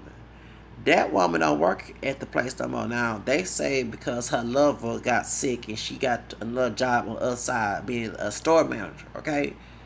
And her father had passed away. But no. I wouldn't put no past. That's a secret code. Me and my Latino friend, who's who's like a child to me. No offense, when I say child, if I had a child, and back in what 97, yeah, because he'd be 20. He was 18 at the time, and I was what 36. Okay, 36, and I was shocked that he was born when I was turning 18, because he'd be 20. He's Guatemala because he sounds older, talk older, and I thought Mexican, but no, he's a Guatemalan. He was the one thing, even though we had different religions, we never argued about each other, because he was a Protestant, by the way. He was evangelical who sang in church, you know what I'm saying, but he would cuss you out, you know what I'm saying. He was one of them, okay. And so the Guatemalan said, I can't stand that bitch. He said the same thing too about her. Oh, she's a bitch. I can't stand. Oh, I can't stand her. We both would say that together. So when the surveys came how we felt about the company, guess what I wrote on the comment section of the survey? That white woman. I pretend to be sweet. I'm a good actor. I pretend to be scared because I told her I didn't want to go to jail or get fired. But I pretend to be the male version of Sweetie. And she no longer work for the company. And this bitch been working for the company since I was a child in the 80s. Yes, everybody say she not gonna go nowhere. She not gonna go nowhere. She not gonna go nowhere. I say y'all quit saying that. I say you never know what's gonna happen. I told even a religious sister there who been there. The religious sister, she by my complex with long hair, natural long permed hair, Creole, black and Indian in her family from the South. Okay, besides we, so she didn't show Alabama. I tell our business, but she from Alabama. Okay, and she worked there for years. And she told me they gonna get rid of this woman. They gonna she a religious woman, and she wanted to tell you that about trying to preach, you know. And one of you I said I'm not gonna snitch if you keep on board because we have different belief systems, okay? But I told her, I said don't you never know what's gonna happen. Even this in the Bible, you never know what's gonna happen tomorrow. That's what St. James said, right? I was praying, you know, I'm not the perfect. I prayed for that woman to get out of company because she was getting everybody a headache. Folks, even an older white woman called her a bitch and everything else. Even the white man that was getting on my nerves that I about to go off on. I didn't take my medication on a Sunday, which I didn't care because everybody liked that white man. He cussed her out. It's sad they both came to get on me, but they cussed. Yeah, okay. So she fired him. And so, well, guess what? And it's funny that the head exec people who was trying to stalk me in the store, trying to get me fired and be sarcastic in the face, was also fired later on. I had nothing to do with that situation. But I heard later on he was fired. So, anyway, I went on and I guess I did exposed her. I taught her how bully boss she was. And also, because she wasn't racist, she does it to everybody. But folks gave her a pass. Remember, it's a Latino man who runs the company, runs the store. Okay, he let her be the bulldog of the place. But the bulldog ended up. Her father passed away. I'm not making fun of that. But her lover got sick, as I found out later on. Wasn't all what she was trying to cover because she was. I guess she was DL a little bit because you can tell she was butchy, but she was very feminine. You know what I'm saying? In a way, the way she talked and everything. She had that Midwestern voice like Hillary Clinton. Okay. So when she moved to went to another store that was no longer with the department store, it's not the same one. I was happy. I said, "Oh, thank you." She said, "She don't hear them." I said, "What?" I said, "Oh, God is good." I was praying. Yeah, I was praying. Yes, I was. I praying that woman go away. So that's when I had to be Sweetie. Okay. Do you think I love portraying the Sweetie character? Hell no. Because I told you, if you had it my way, if I had another job on the side, I been went off from that woman and called her every day and booked her to the child of God. But I had to be religious. I had to be religious and start praying. And she ended up leaving. Oh yeah, she ended up leaving. I ain't know it gonna be that tragic that her family member, someone close to her, passed, getting sick, but yeah, she ended up leaving. And she started being nice to me when she was about to leave. I noticed that too, that her attitude started to change. Because she realized that I wasn't the one to play. And I did tell my supervisor, who was a co-worker hers, that I did go online and tell them, because we had issue with that sister with the camera with the curly hair acting a fool with me. Okay? And the reason why I went to her, not because she's a sister, because the sister who's the head of our department, who was under the white woman, not the one who's my manager, okay? Not the one that I had issues with. But, yeah, anyway, she was having problems with her when she hired her. And that sister was not respectful to those who were under her. And I'm sorry, I spoke my mind. I'm sorry, I ain't scared. I got tired of it. And like I said, that many times everybody know that I would cuss. I even told other managers, Miss Weber, I won't say her name, the white lady, she lucky that I'm not at that I did not cuss her out many times. Cause there's many times I want to cuss the bitch out to the point that she turned red. To the point she had to get white folks to get me out the doggone store. So I'm not. Let me not bring this up because like Wayne Brady was saying, they want you to be the docile to stomp on you, and they want you to be the other one to make a stereotype out of you, and it's getting to be a problem. Okay, they not say everybody have their emotions as a human. You gonna have your anger, your joy, your goodness, your sadness. Okay, so that's nothing about racial about that. You gonna have white folks act that way. I know white dudes who go 10 times worse than I will do if I was, But I know one. I have a friend who's a wigger. He fought the cops. White dude. He fought the cops and he had stitches. HPD. He fought HPD. I will not fight a cop because I know I know what's gonna happen to me. Do you get what I'm saying? And y'all to check them white folks. No offense. Let me racial. Dumb type white guys. Now that's a dim type, not the all white. Who will 9-10 since they have privilege will fight a police, cuss one out, and probably shoot y'all. Y'all talking about we of the community, African American Latino. No, we the less to worry about. That's some crazy motherfuckers that had to be high on some weed or kush to be doing that shit. But this white dude, he get high all the time. But he was bragging about he fought the white other police officer went to jail. And he had stitches.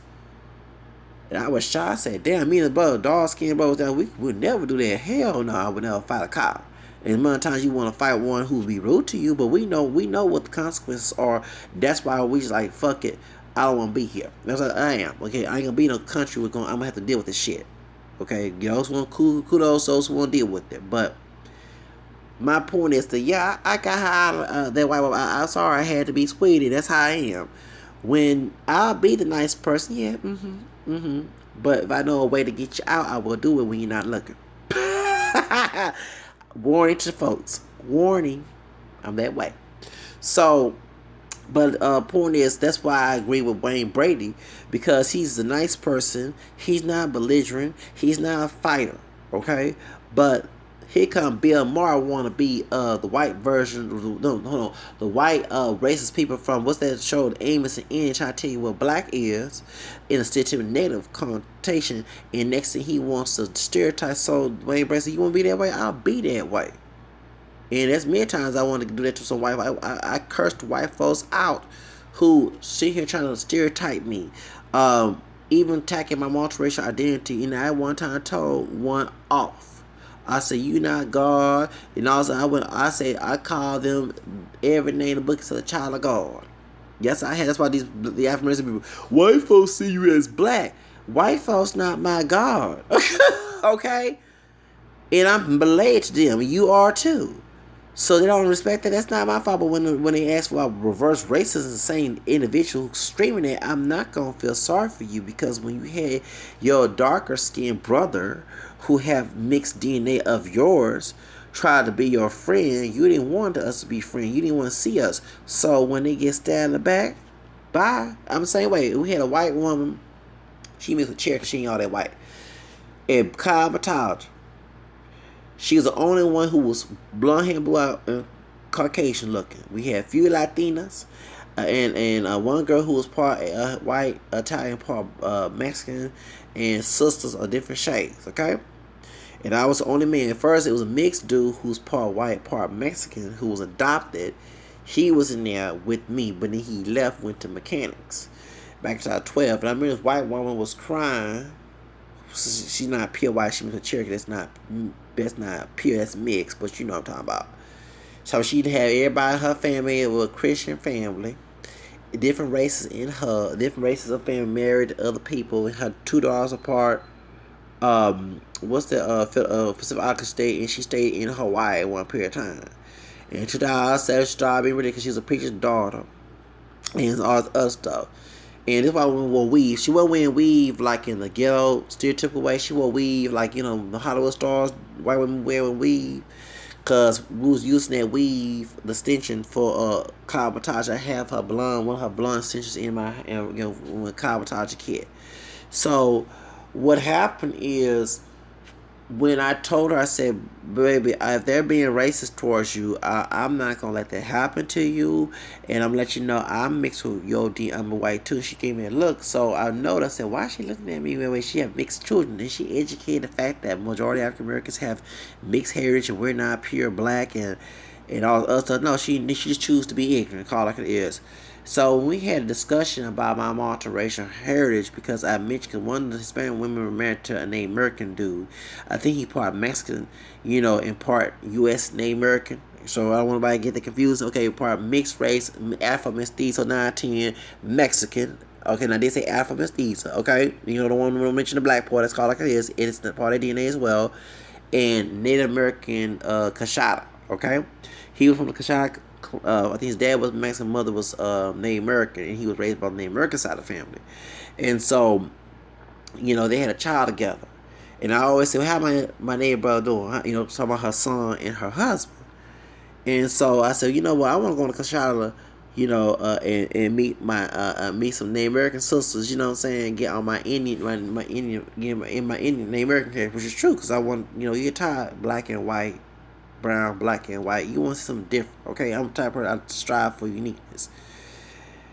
And even though the people black and white identify and they especially got Native American DNA in them too, okay? So I want to learn about the culture and all the other stuff. And this dude, this woman here, this dark skinned sister who's 19 jealous of my complexion not being like hers, said, "You must got 72% African in you. Or not, provide you black. You got one guy black blood. We were friends, but me mixing mixed heritage made her pissed her off like I'm her damn commodity. I'm my own damn person." So I had to fend for myself, and I said, you get a chance. Well, actually, I think I should get both checks since what happened in slavery and what happened in this country. Since I both Native American and African. And so we had a big old argument in the classroom. I swear, I felt like Columbine. No offense to anybody who got killed in Columbine, but I'm like, dude, all these damn bitches coming here trying to start some shit in the white woman, so-called white woman coming here start. You're black. I said, excuse me, you're not even pure by your own damn self. But I look white. I don't get it. So it was a damn argument. So I wound back. Said, it's funny when this bitch was whining about her being the only white girl in the classroom and mostly African and Hispanic women in there, you know, um, in the classroom, they gonna jump her, scared that she's the only white girl except the teacher, okay? I said, if they do jump this white woman, I'm not saying shit. I'm not defending their asses. I'm not doing nothing for her at all. And I ain't seen nothing, hear nothing, say nothing. You stab me at back because you purpose is prejudice. The fact that someone with African DNA has your DNA in you and also Native American, you didn't want to recognize that the truth. And I had gave love and gave her support by her two kids, being biracial, multiracial, I'd say, because, what I'm saying? So she had an issue with that, like she a white slave master trying to in a dark skinned chick, the tall thin one who's a hood rat bitch, don't call it like it is, had nerve to come back a couple days. Yeah, he was saying by his because he got one piece chair. I said another chair. I said Chartal. Whatever you are, you black in there. I said y'all just in my head think you just because I don't have your complexion. I'm not bragging. I'm not superior. I'm the God superior. But I bet you this is. There's a sister with my complexion with curly hair who want to be pro-black so bad because I'm a high yellow. Okay, nerve to try to attack me. Try to be a religious woman. I'm like, I must have didn't say Peter, St. Paul said, mind your business. And I said, y'all don't know how I feel. I wish I can cut y'all motherfucking ass out, but y'all lucky on this schizophrenic medication. And I'm being somehow sweet docile. I don't know who sweet was at the time. So, what happened was when the surveys, I talked about that too because the teacher, she was on their side too.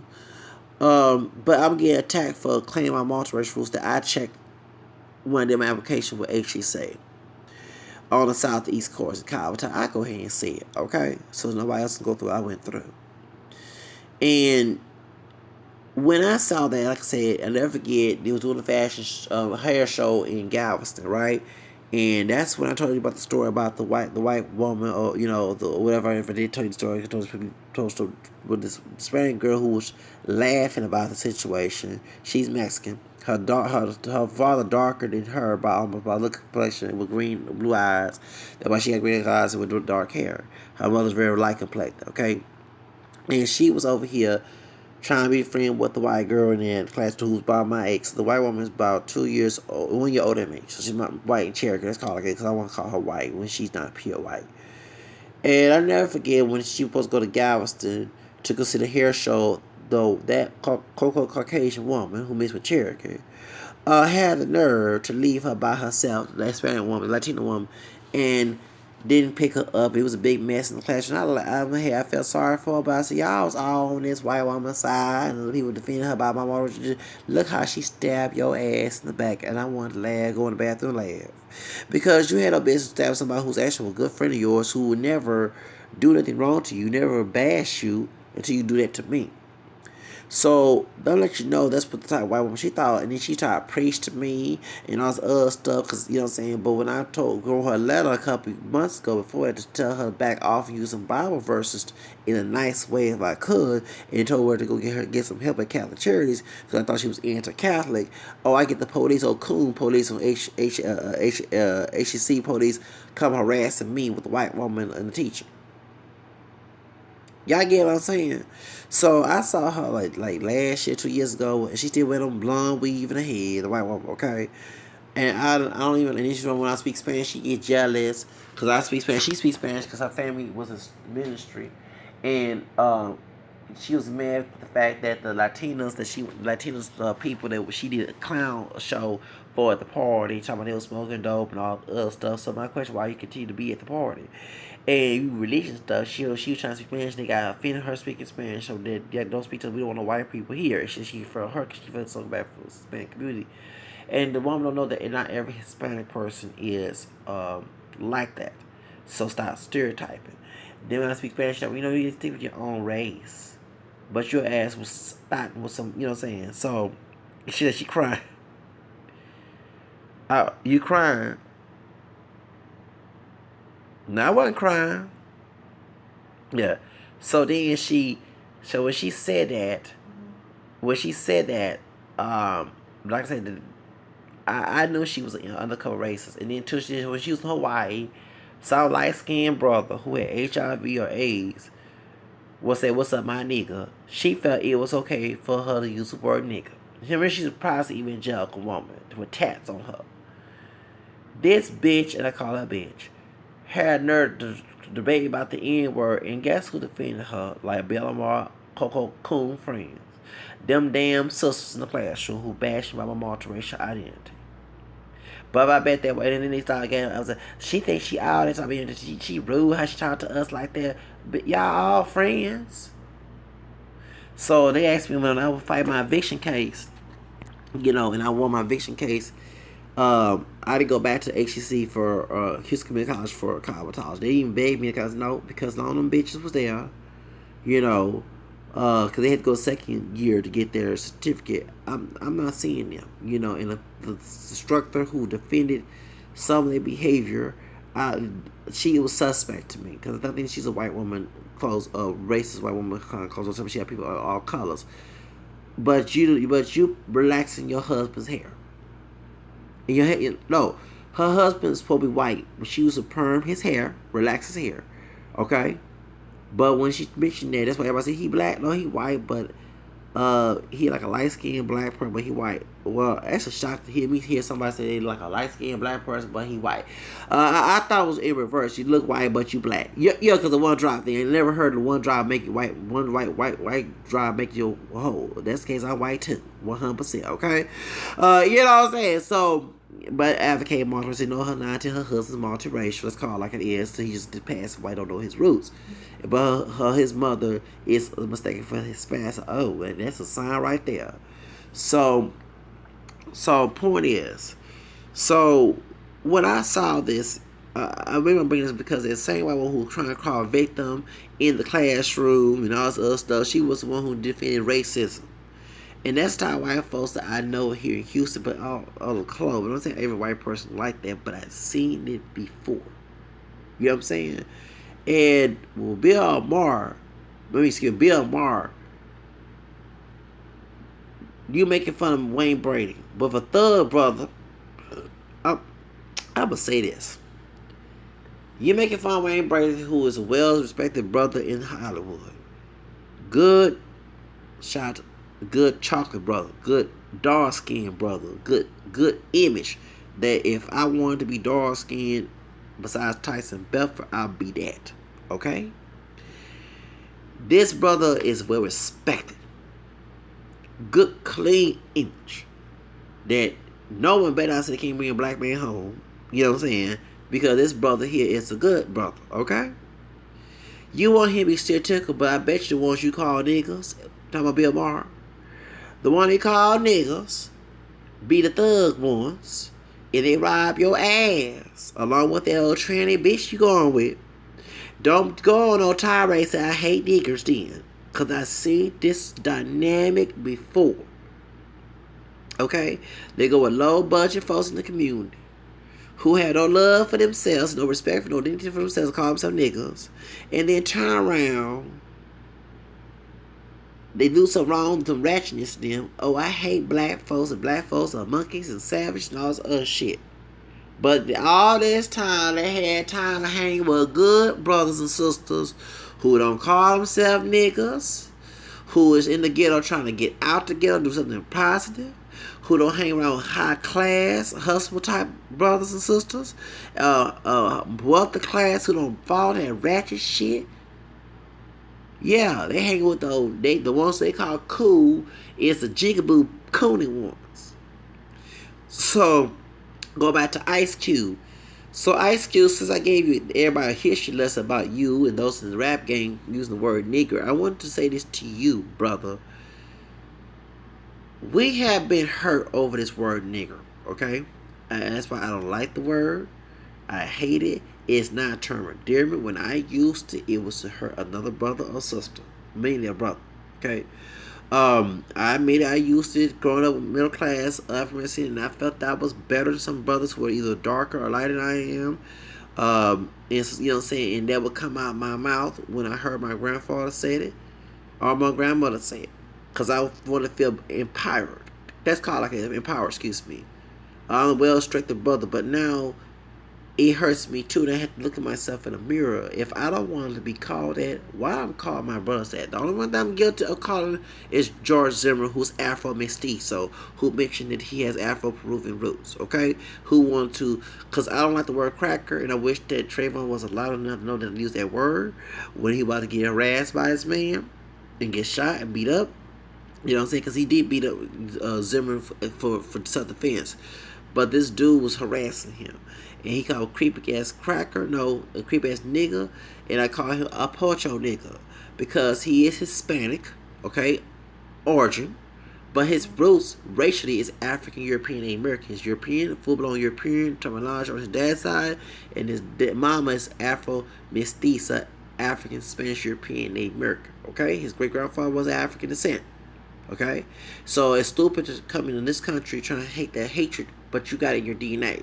So that's why I was calling him that to remind him. And I want that white man who punched the hell out of him to call him a nigger, but to remind him he is no better than nobody. When they built that wall in Mexico, you know, Peru and Mexico, two different countries, you're not gonna have no way to get out of the country unless you have money to move out.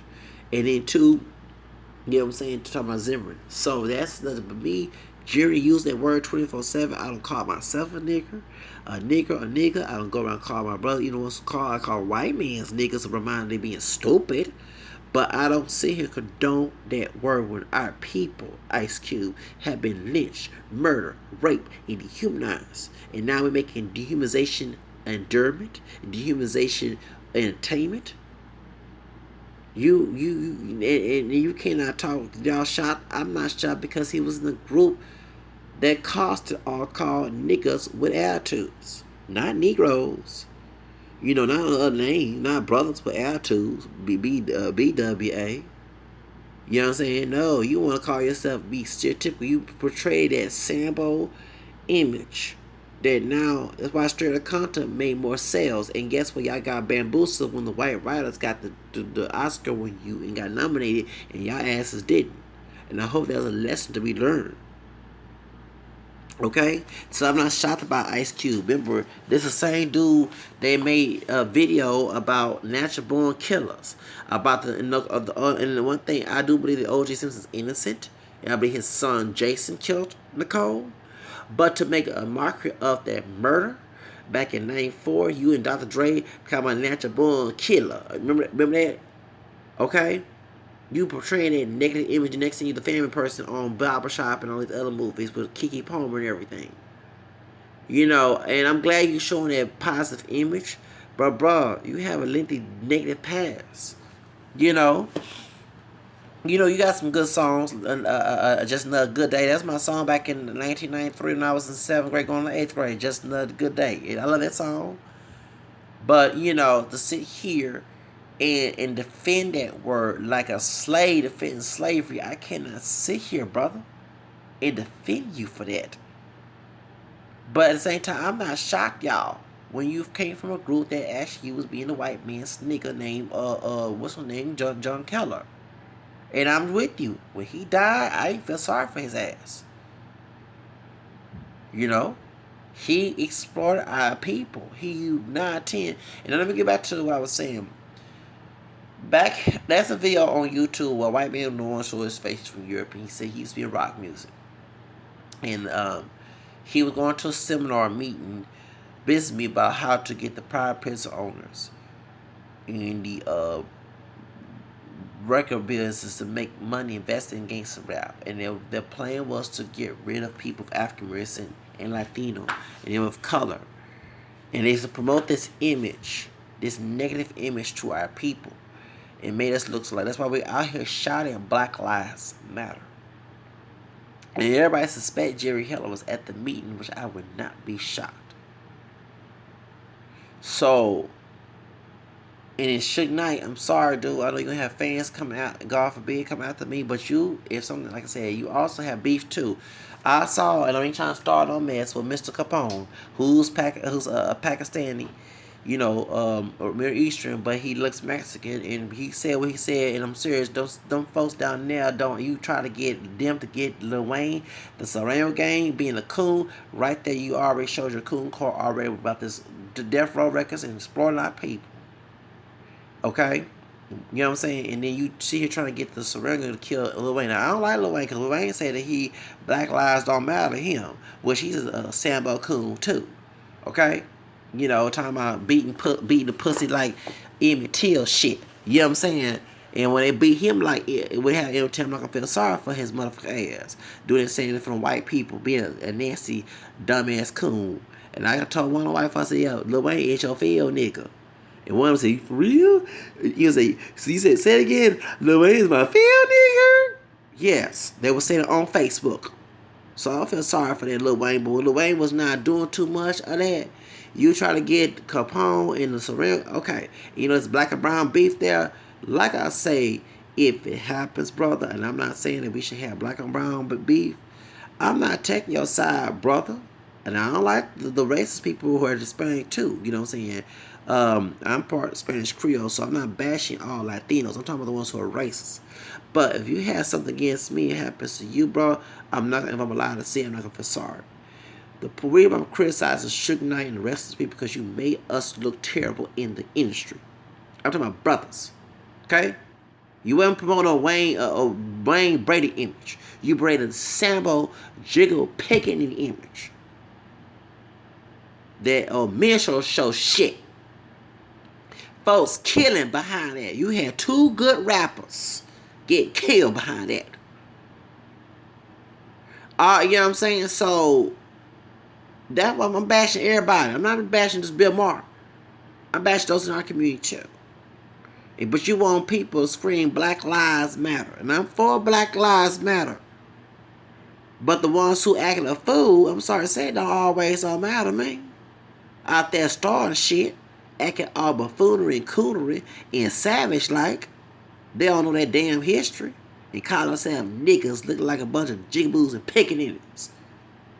I don't have no love for them. No, no, no. And y'all with that collective shit, that's why our minds separating. You don't forget, Fred Douglass was against that type of collectivism too.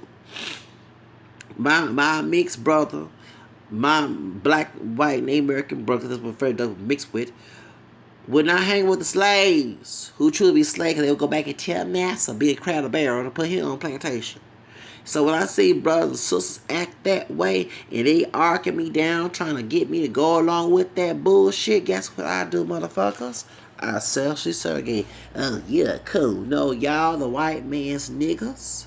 You choose stoop low, be ghetto and trashy, and want to keep all of us in there. They worse than white supremacists in the system.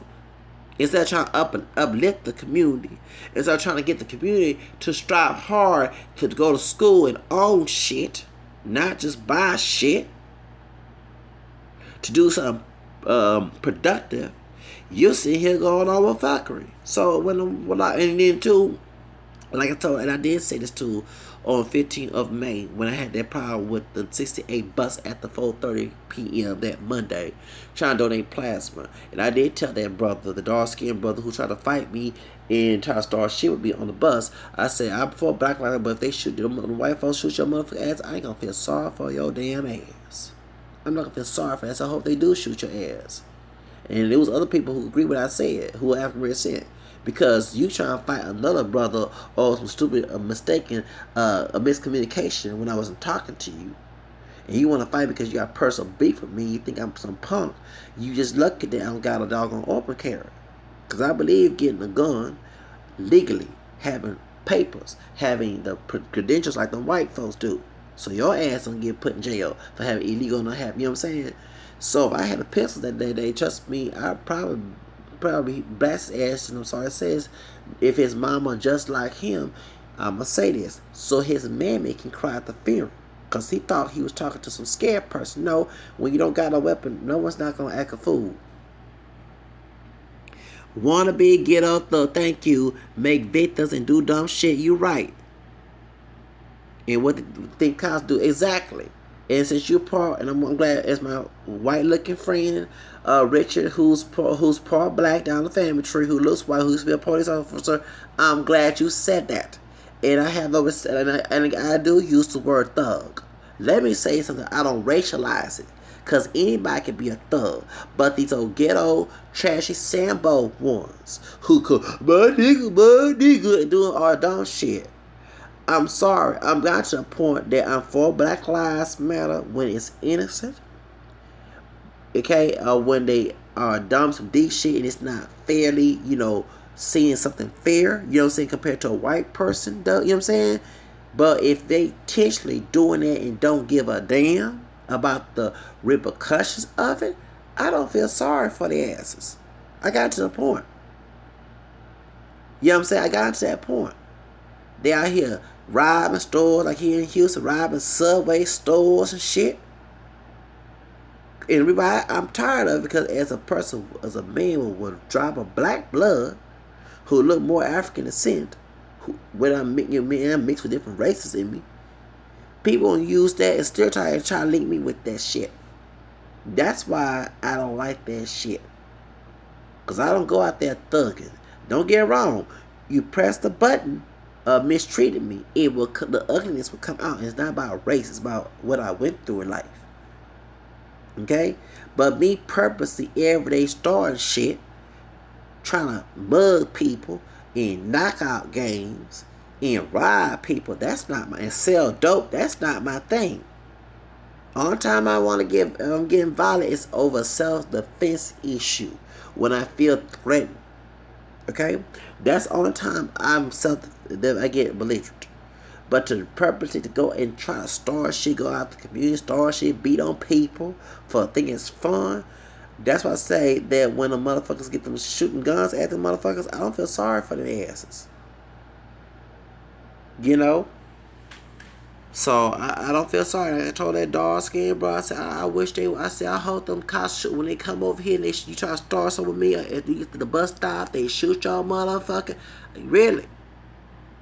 I have a love for that brother. That's between me and God. He in love for me. He respect me, and I ain't did nothing to him.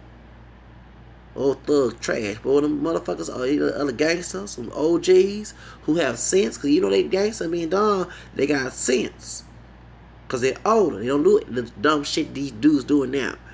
If they get a hold of them, whether it be a brother or a Latino or white, whoever, a cop, I'm not going to feel sorry for that motherfucker.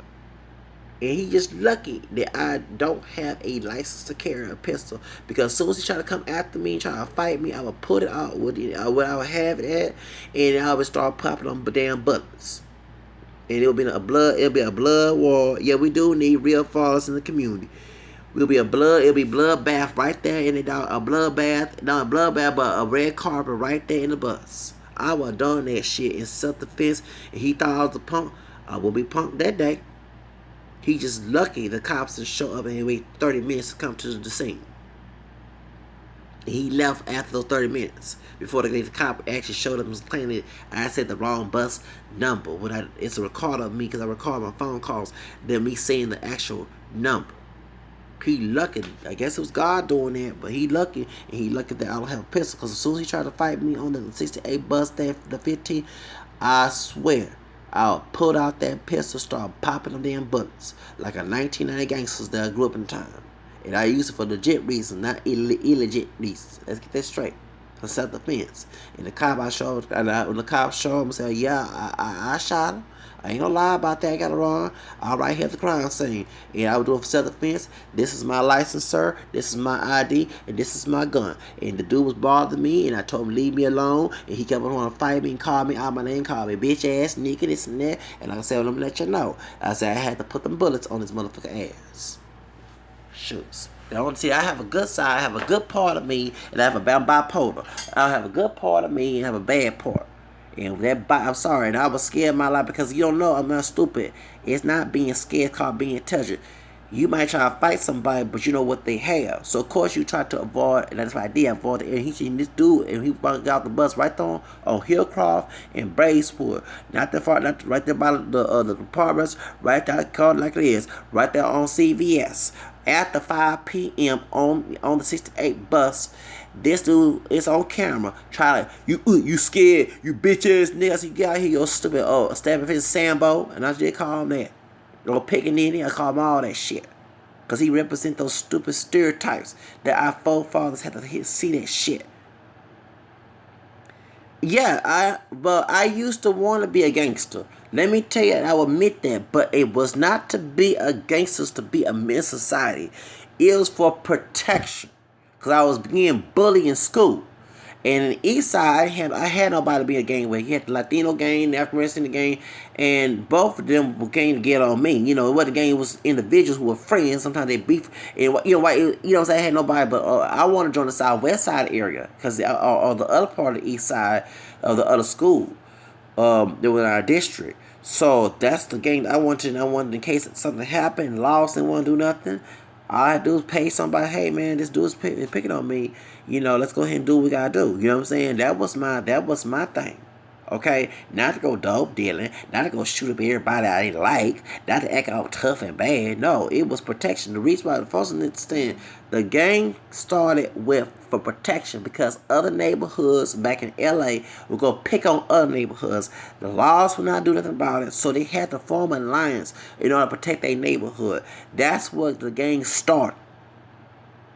You know what I'm saying? That's where the gang started. Because when they do call laws will usually protect the white neighborhoods. They wouldn't take the black, African American, descendant, and Hispanic neighborhoods. So it wasn't just black and brown. It was people within their own community, African American people fighting other African American people. You had Hispanic folks fighting other Hispanic folks. Yeah. I'm 6'2", but it's not who's tall, it's the strength. And I ain't know what type of strength this dude had. And like I said, I just kept my distance. And he thought I was scared. But I told him, he lucky I don't have an open carry. Because I would start popping. Remember, my grandfather was in my life. My dad was too. Okay? And even though we had issues, my grandfather had a bunch of guns. He fought in the Korean War. Okay? And I used to debate with him. I used to be anti-gun my own self. But as I started being in the real world, these people are fucking stupid ass motherfuckers out here. And they need a butt in their ass sometimes. Sorry. You're not doing nothing. They want to start shit with you. I'm like, really? But me personally, if I had a pistol, I swear with open carry Texas license to carry that day, that brother would be dead today or in the hospital right now in life support. I'm serious. Because he had a business harassing me. And then when these cops want to know why we have this attitude. Because they don't do their job. Our taxpayer money go to these damn cops. They don't do shit. Unless you're a white person. Like on that phone conversation, I told the operator, "Time I calm down. If the dude threatened to come out the bus to fight you, you can't calm down. You're gonna make some money, don't even pass when you're in the store and shit, and hear this dude trying to start some shit with you on the bus, and the operator tell you to come down. And they're taking 30 minutes to come to the scene, and it was a brother of all people. Well, that's not a shock either. Who was a police officer talking about they got the wrong notes. No, excuse me, I have on my phone recorder, I did say 1976.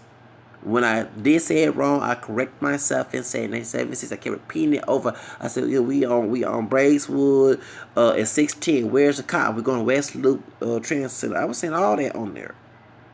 I gave the recorders to the news media here in Houston and outside. I did in case they want to do a news report because Metro police officers don't do shit. Okay, I'm sorry. I had issue at that before back in 2013.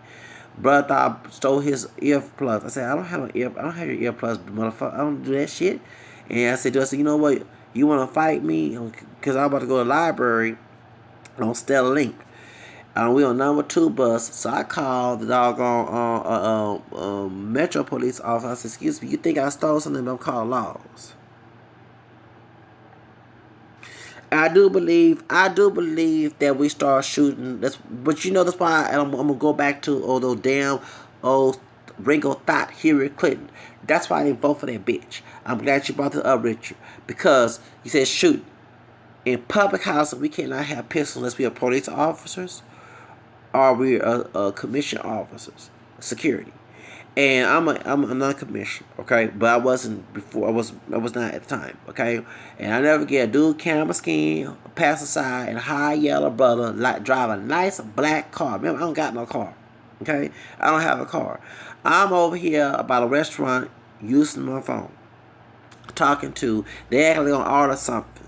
If one of the thugs who's dark skinned with curly hair mixed with Creole and his Asian wife and come out the bus, even though me and him had personal beef, he was on my side that day. And so his wife and I been friends before because I used to ride the bus with her on the other side of town before I moved in the area. And the 2 brothers, they saw him, they left, and I was trying to get me a pistol. And my manager at the apartment showed me the lease because we were in public house and told me this. I said, what? So when I was in school online, okay, because I used to be an online student for an entrepreneur college degree, bachelor's, and I can't wait to go back to school. I'm stupid. I fucked up last year, not doing my school when I was working. But anyway, get the subject. So in English class or something, they do an essay on the government or something it was, and I said that public housing residents should be able to carry guns because people make the argument that it's government-owned property. And I said, excuse me, we live here, we pay rent here. It ain't like we live in the White House or we living at the welfare office or the county jail or anything that's government owned, state owned. It's not that you living there, okay? You staying there and working there. You live there. You clean the house here. You pay the rent here. You pay the light bill, gas, or whatever it goes over the limit. That's living like a normal person in a normal house without government assistance.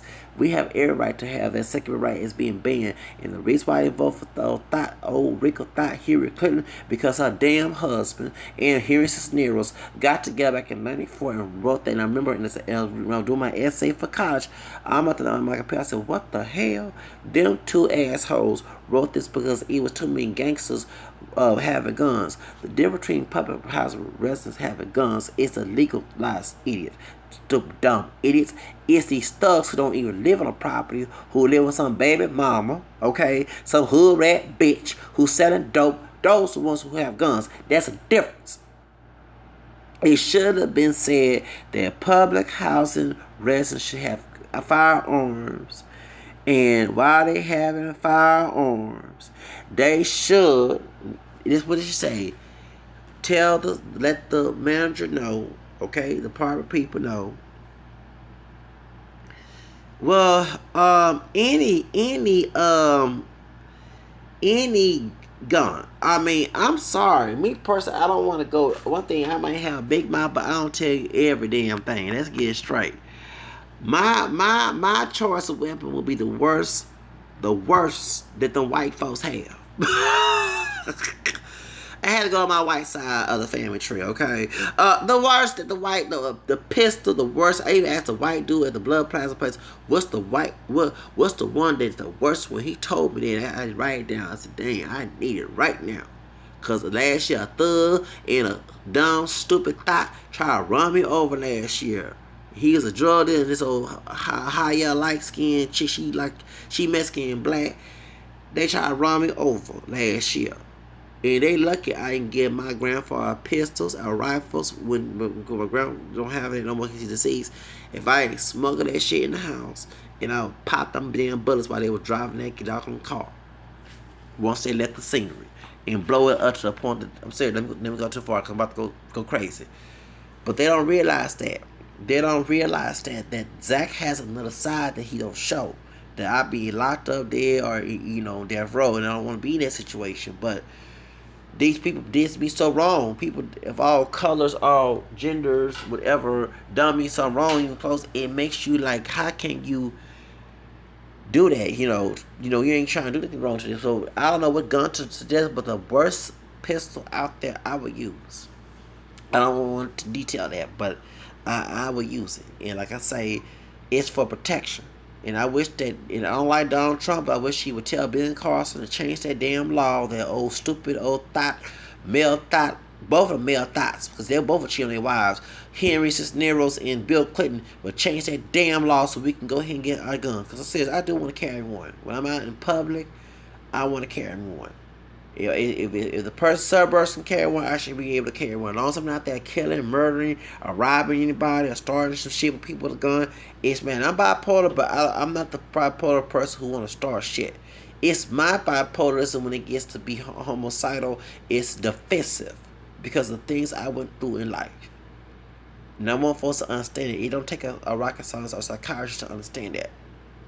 Is when someone start being violent towards me or intimidating me, that's what that I want to hurt you and do something to you come out, because it's a defense method. You don't want your stuff being hurt physically or in any shape, form, fashion.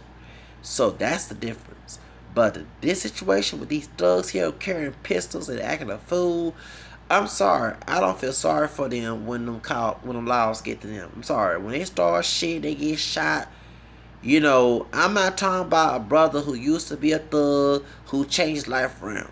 I'm not talking about someone who was caught up in thug life, but they not out there thugging.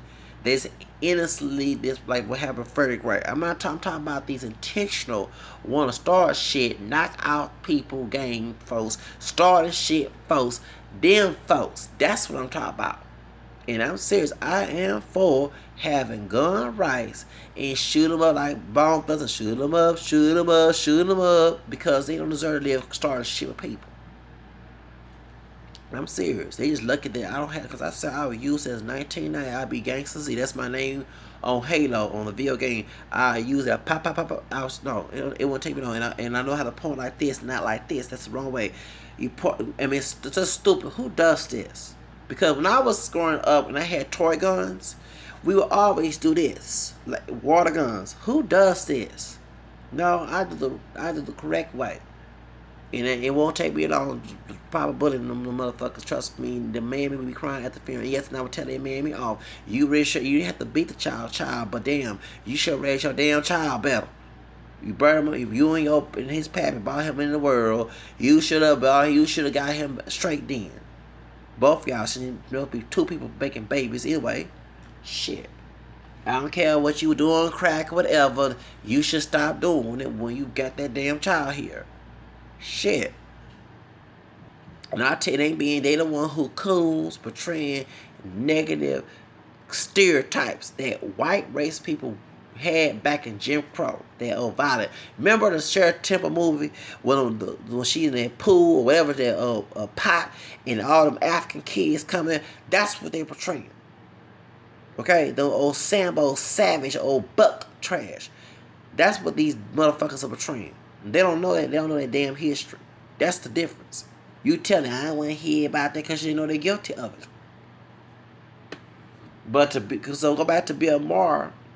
Bill Maher, your dumb ass. Go get them thugs to get you who call them niggas, who allow you to call them niggas, turn against you, don't scream, help you, and don't sit around and say I hate niggas. All black folks, niggas, and I'm a, we can't go to the place you got Jew heritage, but dear, it's so stupid. So I just kind of like it is. That's all I have to say. But to Ice Cube, dude, you're a hypocrite, dude. You've been a hypocrite since the 1980s when you was in NWA, and you over here because that's our word. No, none of us should not be using the fucking N word. You don't hear Jews call themselves kikes. You don't hear Latinos call themselves wetbacks and how about Portugal's trying to make worker? Yeah, well, that's another subject. I'll talk about the Portals later on. And you know what I'm saying? I'm not going to elaborate there unless you want to talk about everybody's calling that the sheriff of Harris County about the John Hernandez situation because they see him taking sides with the Thomases. But that's another subject. I'm not going to get involved with that, but I'm going to focus on the subject of the video. But you don't hear, you know, Asians call themselves chinks and grumps, whatever they call it, and you don't hear none of that bullshit unless you Ling Anderson, who think white people are better than Asian and other people. Okay, you see brothers who have no self-esteem, who look like rag dolls, worse than Raggedy Andy, okay? Who look like Sambos of all different shades, hair texture, whatever, who do criminal activity, call themselves niggas, and that's a norm of the community. That's a norm of the society. Everywhere you go, people assume that someone like me is associated with that bullshit. And you want to know why I'm a very non-collective person. I'm not a monolithic person. That's all I have to say. No, we need to break that unity bullshit. Unify our folks who dare to help out. Those who are there to help. One thing I'm like this. Like I said before the beginning, I said in the beginning of the video. Excuse me. That you cannot have a loser in your team. If the person that's sincere about your team making it, you have to push them to the side. You can't force them to join your team in their heart and conscience. They don't want to do it. So I gotta go. I'll talk to y'all later. Thank y'all for watching the video. Make more comments. But to Bill Maher, shut the fuck up, dude. And to both Ice Cube, stop being a hypocrite. Okay? And I bet you, like I said, I'm not making no defamation character about him and his quote girlfriend. But I would not be shocked that goes on. Because some of these people who involved in that rape is not only the conservative ones who fool around behind closed doors who white race. It's the liberal ones who say, I got black friends. And they'll call niggas. They feel great. Because they know that their friends are putting them on. The worst role model is the thug. The worst role model in the African American city community is a thug, trash, hood rat. You know, that's what the worst role model is. The drug dealer, that's the coon, cause he portraying the coon image, the trashy Sambo image. He doing the bamboozle. You know that what Eric Lachelle played in Bamboozle. He doing that. You know what I'm saying? You know, and the Aunt Jemima and the fiddlers. Hold on, I tell you, the thug, the hood rat, the Sakata Aunt Jemima, and the fiddlers. That's who the Uncle Ruckuses. Those are the worst. And you know, in the tragic, all of us mixed with tragic mulattoes who, because I'm mixed with mulattoes, so nobody don't get offended. Okay, I claim I'm a partial mulatto roots. Okay. But the tragic ones who want to think that white is better and then they think they're better than somebody who want to cause that type of strap. Okay, instead of saying yeah you're mixed, you know, which is true you are, and love both your sides or all your sides, you know, and advocate others, you know, enlarge those within the African American community. It's the same way we are mixed too. Let me let you know before I close this video. Loving Day is today. Yes, Loving Day, happy Loving Day, y'all, and also Juneteenth and Multi Heritage Week. Um, I'm gonna do a video about that as well. The real reason why that I'm gonna do want to talk about this is because folks do not know what I'm about to say. Jesus, I forgot what I was gonna say. um, why do people for it smells gross? That's not even a subject. You must heard me for accident for stop. Accident. It was an accident earlier. But point is, you didn't spell it for me. So I'm in Texas. You other place. So what's the dog I was gonna say? The reason why people act racist accept mixed race people than the white society because we have a history of race mixing. Okay, Latinos do the same thing. Even the movie, even though it's a fictional movie, Blood and Blood, Meatloaf in the movie can pass for white, but he ain't looked stereotypical Mexican. Okay, and they accepted him. So same thing with in our community, and Latinos are mixed. So African American people are mixed too, and we have a history of being rejected by white people. That's why we're more acceptable towards Barack Obama and Mariah Carey, because they were the pillars. It wasn't always I think I'm better because I'm this that. No, it was the ones who also helping us. And I just mentioned one of the mixed race people in our history is Barry Douglas. So I want folks to understand that. That's the real reason why that we more acceptable to mixed race people and say, well, they not black. Well, we not black either. We mixed. When I look in the mirror, I don't see no pure black person like Akon. Okay, it's the truth. And I ain't gonna sit here and lie about that either. So, and if I did look dark skinned, it was dark skinned by me from the United States, 910. I have cousins. The different shade if I was dark skinned. I'm camera skin, not dark. Dark is dark chocolate, like dark brown to the color black. But point is, if I had that complexion, I still acknowledge my mixed hair because in my genetics, it's not pure black. Your kid can come out lighter than you, you know. So I want you to understand that people need to stop that foolishness.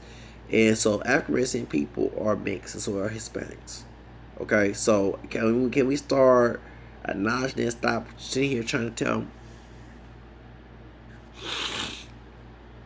the Hugh Power community owned by Jewish? Let me tell you the reason why the Jews. Um, I'm not bashing Jewish people. A lot of them business minded, but you have people in the African community, unless you Russell Simmons, are not business minded. Okay, unless you Puff Daddy, then he's business minded. But a lot of our people in our community only want a real worker because their mentality of being a worker. That's why they've been bitching about immigrants taking jobs, which I don't want. Okay, so that's why that people take our stuff because we don't own it. We don't try to capitalize it. Hip hop. We don't try to make, and because I bet you if you had someone with Oprah Winfrey money took over hip hop right now, all this old jigaboo bullshit, you would not see that shit.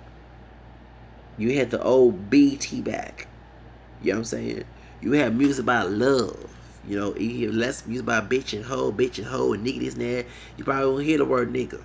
But when you have people who only own part of the industry to coon, like what happened in Suge Knight situation and even Easy E, making coonery, thuggish, savage type stuff to make us look bad to the point now we got worried about cops shooting us, target practice because they see that and think all of us that's why. But I'm glad you brought it. That they have they're making money off of African American people acting a fool. And it's not just Jewish people; it's also white Protestant Catholic people too, and non-religious ones who going on with the situation. It's kind of sad too. And I'm not bashing. I'm not glad you brought up about DJ Flair. Everybody want bad DJ Flair, but why couldn't a brother come up with an idea to interview artists? You know what I'm saying? If you don't want DJ Flair to do that, I always ask this question: why a brother couldn't go around? Only one I know is Brian, and I stand by Brian. What's his name? And he had a lawsuit, and because he refused to, he's a richest Brian. What's his name? I think Brian. Y'all know I'm talking about Brian, whatever his name. I did a story on it, brother, last year, and I support that. But he's a very positive brother, camera skin brother, and he had a lawsuit against was it Fox or Sony or something, and said they would not let him be part of something because they want to explore, and he refused to go along with that. But other than that, no offense to DJ Flag, you got him at mostly uh, interviewing, making money, interviewing stars who are African descent. You don't have Charlemagne, a large or larger Jamal, whatever his name is. None of them doing that. Or KRS-One doing that. You have a white man who's Russian Jew doing this, and none of them are not doing that. Talking about those African descent. So do y'all see the picture? Like these stores owned by Asians. Why back in the 6s and 7s y'all talking about have your own business? Why are you not making your own business to have a store open? And then two, one thing I know about some minority owners who are African American do not want to diversify their business.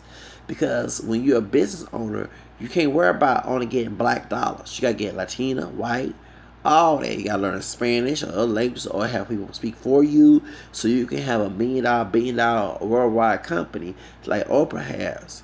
You can't have only one thing carried to one thing. So that's the reason why. Because when I plan to have a business, I plan to cater to everybody. The only color I worry about is the color green. So, you know, so that's why. But these folks, because I'm glad that sister down in Los Angeles, she have her own grocery store. Because even in the hood, the grocery stores are owned by what's it called, foreigners, Arabian people, Asian, even African people. They charge you if you try to get cash back. If you use a credit card instead of going with the program, they want you to get $5 charge. And they say the bank is doing it. And I think the bank is ought to be discouraged because the bank is not letting them have a credit card transaction that doesn't make the person pay $5. That's you gotta go to a white folks area, white a white owned establishment to get more than less than $5 to use a credit card. That's just a debit card. That's just wrong. So in the funny part of the hood, the same stuff in the hood, Walmart have for cheap. They be hired in the store. So I'm just letting y'all know that's how it goes here. That's how it goes. I'm serious. So I don't know why it's like that though. Don't know. It's the stupidest thing. Oh, excuse me. And also, can I ask you a question before I go? Y'all like the video? Do y'all like what I was saying in the video? I know I cussed a lot in this video, but it's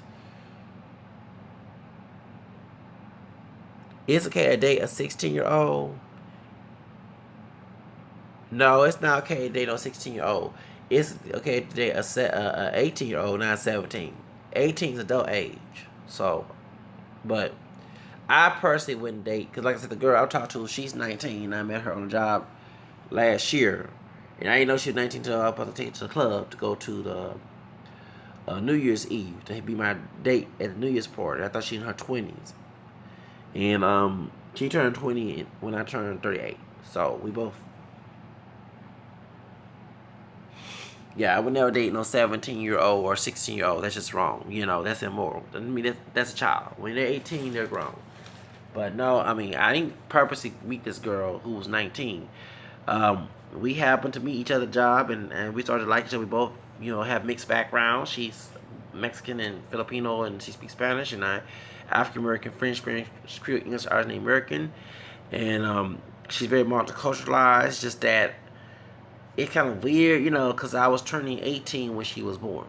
So I wasn't checking for her like that. It just happened. I started to like her personality, and I thought she was in her 21 or something, and she wasn't. The majority of our people at the last job I had were in their older, they had few people like my homie I told you that was Guatemala that was 19, but the difference is that they were seasoned. She was seasonal too, but majority of our people at a job I was working at the department store, they're like 20 and up. You know what I'm saying? So I thought this girl, as independent she was, and how she just looked young, and and we started speaking Spanish on the job, and we started hanging out with each other a little bit. That's why I got a call. I was gonna go get some flowers when my unemployment gets improved.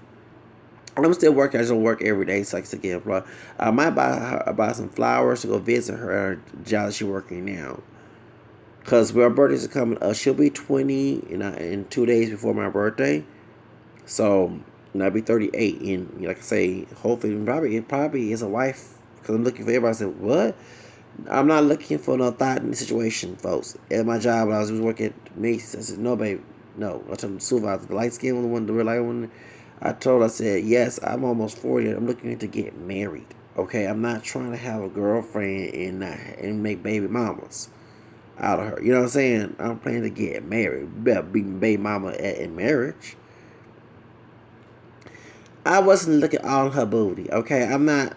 No, she looked plain, but she's beautiful. But look plain, but she's very sweetheart type person. You know what I'm saying? So that's why I liked her. You know, and she defeated me many times, and she's very, she's mixed. So and we both can relate. You know, so no, I wasn't looking all her butt like that. I like big booty, but when it comes to some serious girls, I don't look at that like that. That's something you want to fool with. You know what I'm saying? You know what I mean? Come on, you're a man too. I'm looking for the intelligent and heart and class. Cause us men don't want to marry no thought. That's a thought for entertainment and amusement. That's kind of like it is. When you see a bald headed hoe Amber, first of all, I don't date no hard date no bald headed women. I'm sorry. I like unless you got cancer, it's a different story. But if you choose to go bald headed, that's not even Britney Spears when she shake all. I would not date her when she shake all her damn hair out. Okay, I like one with hair on her head. It can be short hair, but not all bald. I'm sorry, unless it's a culture like something like Pinto Yogo. That's I like that. Okay, but it's something about in the United States, dark, like white, black, whatever. Woman bald her hair. I like a woman, hair. Okay, so but let's say Amber Rose. Nobody don't want to date on Amber Rose. When we think about Amber, I mean, I wouldn't think about Amber Rose like that because she's not just the whole head being bald, buzz cut just turned me away. I don't know. It's just that she had hair. No, we're not trying to take her to mama and y'all saying take it. No, that's why. That's not no. And I want women to understand that if you acting like a thought, men gonna treat you like a thought. If you act like a woman like Aisha Curry, how do you make yourself articulate? I don't know. But yeah, for real. If you're trying to get a man looks for a wife, not to be a hoe, okay? And not to be using misogynist words, I want folks to understand why I'm saying that. Because in reality, when we look at women, she is part black though. She is part black. She not pure black, of course. She part. She Cape Verdean. Cape Verdean in her on her mama's side, and her dad is Irish, Italian, something like that. And I want folks to understand that I'm glad that we found that out. That her family didn't want Wiz Khalifa, who's camera skin, who is not dark skin, he darker than her though, to be her husband. But where was Amber Rose's father? My question is to their family, especially old Mammy who said that, talking about her mother. Where was your white husband when Amber Rose was prostituted at 15 years old, aka stripping at 15 years old to take care of the house? If white men and anybody lighter that's close to white is so great, where was your husband, Amber Rose's dad, when Amber Rose went to go prostitute? I'm sorry, to go strip at 15 years old to take care of the house. Why that was going on if they were so high class and bougie and shit?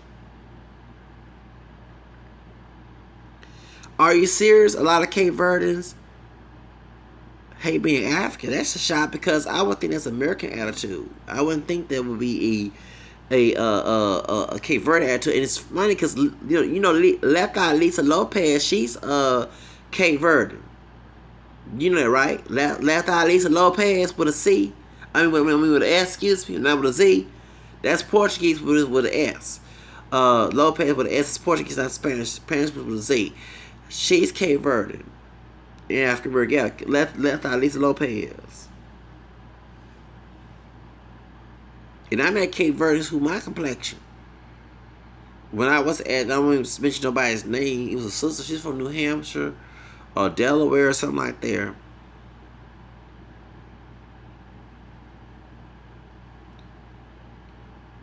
Yeah, I thought she was part Hispanic, Mexican, Puerto Rican or something. Talking about Leta because she kept that hidden. Cause Lopez, said Lopez, that's a Hispanic name, but I found out that she's Cape Verde. Not all light skin stereotype. That's true. But I met those who was my complexion, caramel like me, and I thought this was Dominican. Her last name was Lozano. Because I have a lot of Mexican friends whose last name is Lozano, right? They're Hispanic. So she's from Boston, whatever. They were trying to black stripper lights, so they sure was. You're actually right. Talking about Ambrose, but they don't want a brother who's not dark skinned, but who's by my complexion. And let me let you know that I wish I respect them if they did not like Wiz Khalifa. I'm telling you why. It's not about colorism.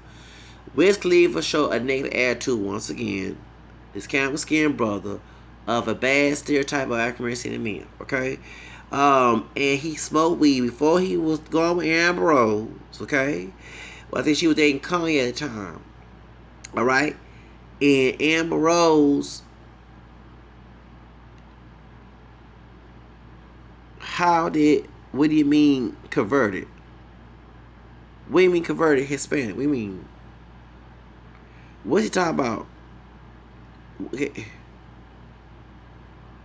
Right, Portuguese and Spanish is close to each other. You sure right. Even when I speak Spanish to my Brazilian friends, they understand.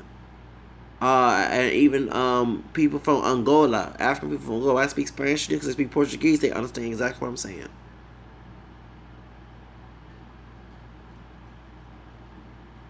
What do you mean converted? I understand what you're talking about. You mean Cape Verde? I thought that Lisa Lopez was Hispanic. But I saw the last name with an S, not with a Z. And I said, well, that's Portuguese. And I found out that she was. But anyway, let's go back to the subject. So I thought this girl was Cape. She's Cape. So when I started speaking Spanish to the sister at a Career Resource back in 2012, she said, oh, I'm not Hispanic. I said, huh? And you from Boston or New Hampshire, wherever? Ain't that last name Lozano? Oh, my family Cape Verde. So I said, oh, okay. I said, oh, okay, my bad, sis. I said, you know, let that Lisa Lopez. Yeah, I said, yeah, I ain't know let that Lisa Lopez. Let that Lisa Lopez is Cape Verde. But Amber Rose family didn't want, and I'm gonna tell you the reason why I partially agree with them not wanting Wiz Khalifa. Because Wiz Khalifa, when he was starting out, he be on MySpace, Facebook, talking about he getting high, making that old negative thug stereotype. Nobody, even me, would not want my daughter dating that. I don't even want my daughter dating no Machine Gun Kelly. Okay? So, as they get older, 18 years old, I have to respect my daughter's wishes. But I'm going to put in her head, hey, that's not a good man to go with. That's old male thigh. He a thug. I'm going to say all the negative stuff in front of her so I can discourage her, right? The strong words discourage people. I get this from my female, right? Y'all. Yeah, okay. So, yeah. No, I ain't say J-Lo was not Hispanic. Where are you getting that from? I said Leta Lisa Lopez from TLC. She's not Hispanic. They don't speak Spanish in Cape Verde. Cape Verde. Yeah. Verde means green. Yeah, in Spanish and Portuguese, verde means green. But yeah, it's a lot of Cape Verde people. Women are pretty down there too. Even Anika, Unika from what's her name from what's that show Empire? I don't like her. I mean, I like her as an actress, as the real person, her, but the character I can't stand Anika. Exactly. Well, Snoop Dogg smoked weed along with old school Paul White, Paul Cherokee, country singer named Willie Nelson. They both smoke weed together. You ain't see that?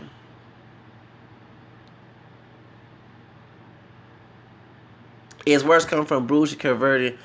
But thank you, judging Black America exactly. Because my question is I would love to ask her mammy that, and I will disrespect her like they talking about Amber Rose. Why would you let your $15 dollar go strip? They probably bougie. I guess that white man got tired of them. No offense to Amber Rose's dad, but still, I bet he got tired of them. And you know, it's a funny part when Wiz Khalifa had got married to Amber Rose. It was the white side that went to go to the wedding. The Cape Verde ass. No offense to anybody in Cape Verde. The assholes who have been Cape Verde, I want to be racist. Yeah. Well, let me explain, and let me say something about me. I'm a little bougie too, being a cocoa black. Not, none of us are pure black, but being American black heritage. Okay, mixed American. Most of us are, because I grew up middle class. But let me let you know why I kind of agree with some of the Caribbean and African folks about judging folks, because I don't think I like nobody collectively stereotyping us. That's what I'm against.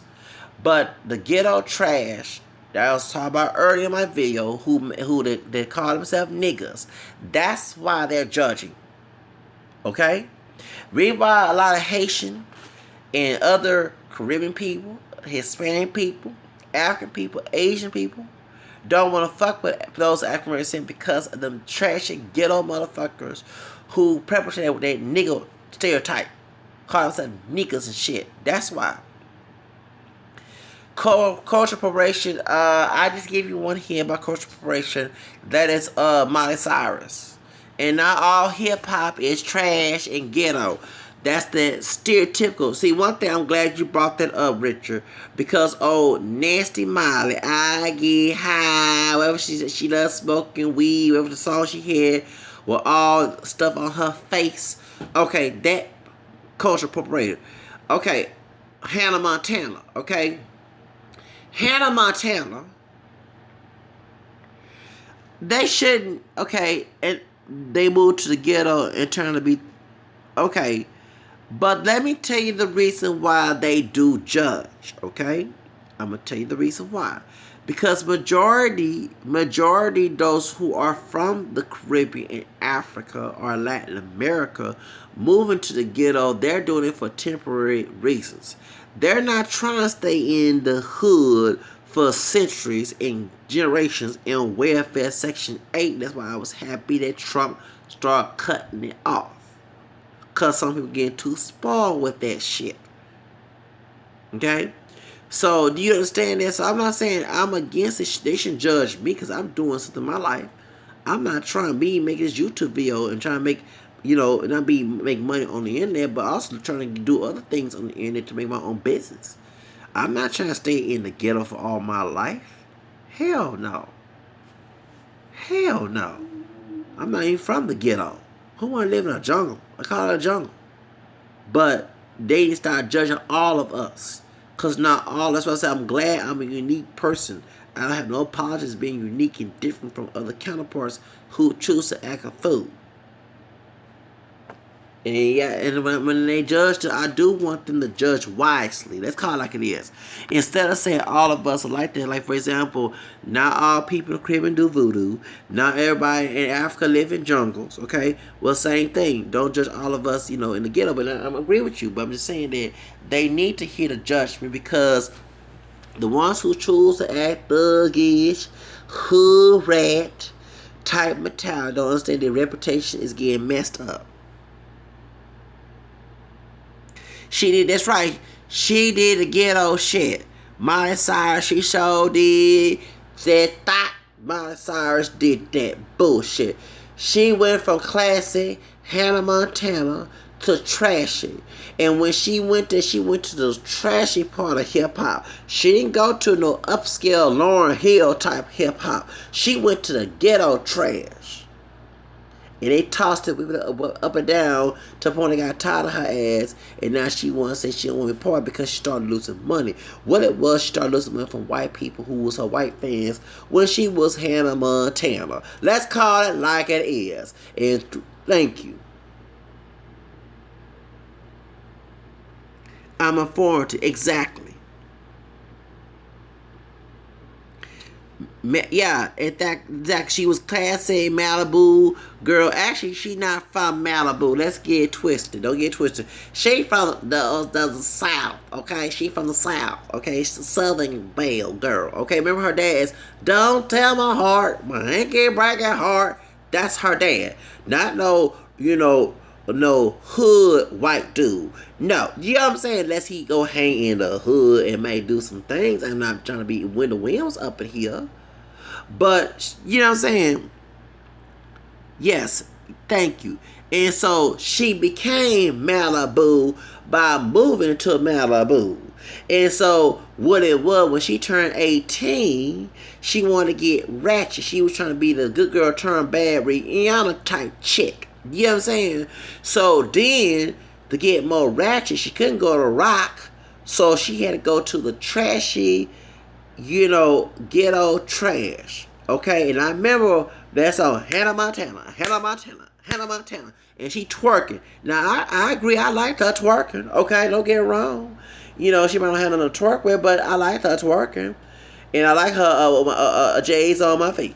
J's on my feet. So look at me. I love that song. Okay, I love that song. I'm in the club with my J's on. I like that. Okay, but when she started doing all that mess, and when she came out there, remember everybody mad at MTV because nobody African American won an award. And like Beyonce back in 2014, 2014, yeah. But blurred lines, yeah, blurred lines, and they got sued. Yes, they did. Blurred lines got sued. Yes, they did. Okay, talking about Robin Thicke. Okay, along with Pharrell. I'm sorry, they stole Marvin Gaye stuff without their permission. And the Gaye family with the E. Okay, and I'm like, okay, known the Gaye and Marvin Gaye just went to court and sued they ass. Okay, no offense. Pharrell, you my brother, my black day American brother, but you was wrong for it, okay? So, but they was out there, Lucky T.I. to get in this mix, and Lucky Tiny, because they going through some drama right now. I know y'all laughing. So anyway, okay, because the T.I. Tiny drama going on. They had them naked bras, them naked thoughts on there, but tits showing, okay? That video, when they came in there and Molly did her twerking with the bunny costume on, whatever she had on, bear costume on, whatever is and stuff. Yes. Yes, right, showing her vagina. That doing all that. All that. Yeah, all that ratchet shit. Okay. And she twerked, put her butt on his thing, talking about Robin Thicke, and I'm lucky that Paula Patton they come out and snatched her and beat the crap out of her. You know what I'm saying? Oh, that's a married man. Come on now. But he was trying to get, but don't forget he had an album called Sex Therapy. After he lost it, hold on. Let me get my singing on. Lost in without you, can't help myself. How does it feel? Okay, when he was doing that, trying to be the old good guy, good white guy to these sisters, no offense. And hell, light-skinned Paula Patton, a lot of Paula Patton on the video. I thought there was a Mexican woman on that video. No, had on there, trying to put a good image, trying to get more sales. He got greedy. Sex Therapy with Snoop Dogg on that time about getting his thing on. Yes. I said, I bet you him and Paula Patton is about to break up. I predict that right there. And when he did Blurred Lines in the unedited version, had the tits showing, and then he had the one cover for MTV. Yes, I said, oh, they gonna break up soon, and I was right. And he had Molly dance on his, do that little grinding on his crotch. Okay, trying to get his dick hard. Okay, BWC hard. Okay, I said, oh, Paula Patton is about to lose his marriage. Oh, I predict that. I had my, what do you call it? a visible psychic power, you know what I'm saying? You know, doing the Mr. Cleo, you know what I'm saying? Katy Perry wants to turn to get her ass. Well, she ain't like her either. Yeah, sure did. Actually, they were making out. They were kissing girls. Yeah, Katy Perry and Miley Cyrus was kissing each other. Sure was. Yeah. So Miley Cyrus, yeah, she changed her life around. But then next thing, the white crowd that it was on Disney Channel, you know, the country crowd, I guess because, and I wouldn't be shocked that her dad started losing sales too. Remember, that's her dad. Even though people don't understand that your family member do something that got nothing to do with you because you're individuals. But remember, this is South. That's why they so family oriented. You do one thing, it affects the whole family. Thank you. Okay, so that's why my family that way. That's why I'm separated. You know, what I'm saying, no, I'm gonna do my own thing. I'm gonna be my own real person. Okay, just like Enrique Iglesias, this same to his own father. Julio Iglesias, he signed up with his father's record label. He went to foreign visa in Mexico since he delivered us back in '95. Okay, so all right. He wanted to be away from his father. He didn't want nobody comparing to him. You know what I'm saying? To Julio Iglesias.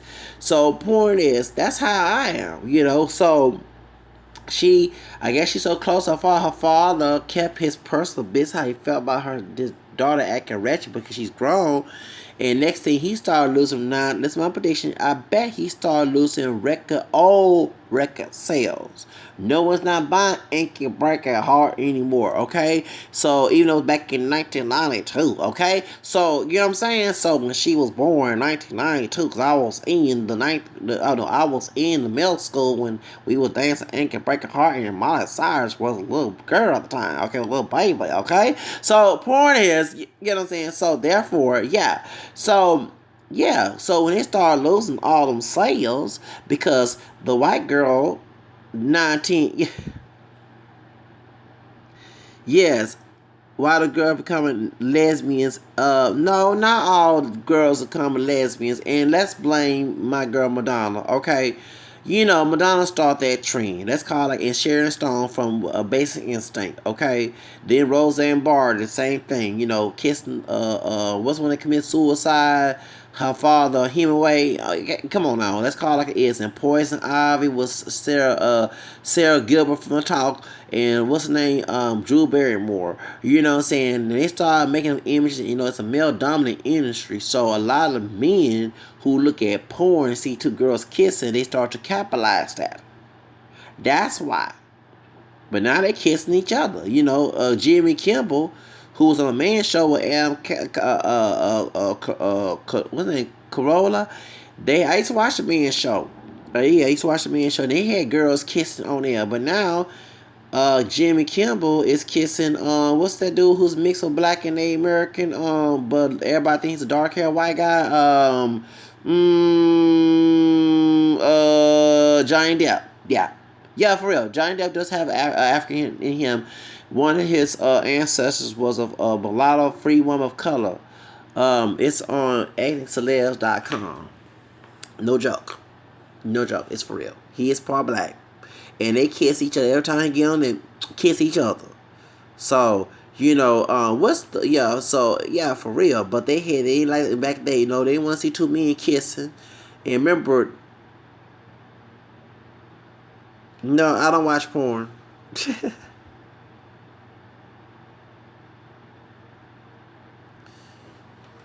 The porn star I would say that I'll go ahead and admit would be Superhead. Superhead. You know, Kareem Steffens. That I'm sorry, cause I read that book. Shoot, I'd probably be on that book if I was famous. If I was famous right now, I'd be on that book. Confession via Vixen. For real, I ain't lying about that. I probably had my head licked on. Let me stop. I'm trying. Yeah, he did start mama rapping. Yes, he did. Lil Wayne did. He sure did. But for real, you know. But let's get to the subject. No, for real. But no. Hold on. Speaking of Superhead, Bill Maher dated Superhead. Bill Maher did Superhead. Sure did. She, she was one of his thoughts too. Back 10 years ago. You remember brother was upset. I mean, she dated White Man before she dated Fred Durst. Come on now. God dog. Folks don't. Yeah, folks, mama, like, and that mama rap gets on my nerves. It does. Yes, it does. I miss the lyrical rap. You know, the Bone Thugs and Helmet rap. You know, the Brat. You know what I'm saying? That type of rap. You know, and the Tupac type rap. You know, and that's rap. You know, but you know, and Drake. You know, he's a good artist. But no, I'm just telling you like it is that no y'all, I'm just telling you like it is that Superhead be my favorite, you know, for real. Superhead shoots. Yeah, Cream Stephens. Oh, I love it. But you know, I like everything she do. And I'm on Eddie Winslow's side, you know. There's McCurry or McCoy, whatever his name is. The brother who played Eddie Winslow, okay, he married her. She did him wrong. She did him wrong, okay. But other than that, damn, that's a thought that now. See what I'm saying? Now, when I'm talking about the white woman that I saw on the southeast side on Harvard, okay. Well, if they were Korean stuff trying to approach me, and my mind ain't Lord forget, my mind ain't right, and I got the good money. Ooh, no, she ain't got no STD. Let me stop. Superhead. Ooh, I love Superhead. Woo. Creed Stephens. Damn. Woo. Now that's a thought. That's a fine thought. That's one. That's the one. Lil just bring conscious rap. He sure is bringing political rap in. He sure is. But hey, Richard, I'm asking you something. Would you go with Superhead? Superhead.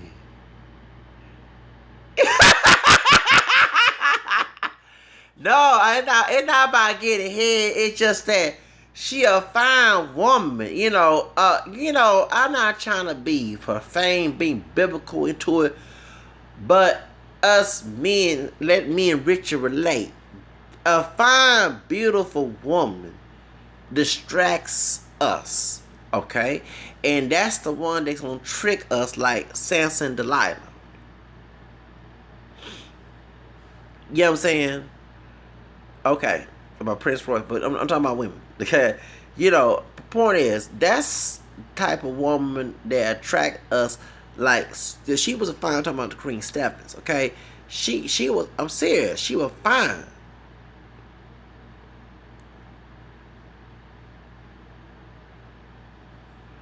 I was superhead. Okay, you know what I'm saying. So we see a fine woman. You know, these thoughts today, they ratchet as hell. Not only behave, but it added to back in the day, the thoughts back in the day would look like centerfold women, okay? You know, like, what's that woman? No, and I'm not calling Robin Givens a thought, but she played one in The Rage of Harlem. That's what, you know what I'm saying? That type of woman you want to go with. You know what I'm saying? You ain't trying to get no woman just ratchet from the hood or the trailer park. You know what I'm saying? You want someone that's beautiful, that actually will get you, that she's beautiful, attractive, and it just make you forget everything. You might just go ahead and have it. Oh, she did? She fucked Brad Pitt? What? She ain't mentioned in the book. I haven't read the second book of Vixen Diaries. She like Vandy with that weave in her hair. You know, Vandy was a fine. Vandy was, God rest her soul, she changed her life around. I'm talking about Denise Matthew Smith. She was fine. See, that was, ooh, woo! Prince had something going on there. Ooh, woo! Oh, I love me some Van talking about nasty girl. Ooh, Lord forget. I know she changed her life around and she became a Christian, but she, ooh, woo! Seriously, Vandy was the type of thought that any dude go with. Vandy would turn a man straight. That's gay. You know what I'm saying? Vandy. See, back in the 80s, hold up. I'm sorry, y'all. Women back in the 80s and 90s, ooh, damn. Especially the 80s. Because I grew up in the 80s. Shoot, there's some fine women back in the days.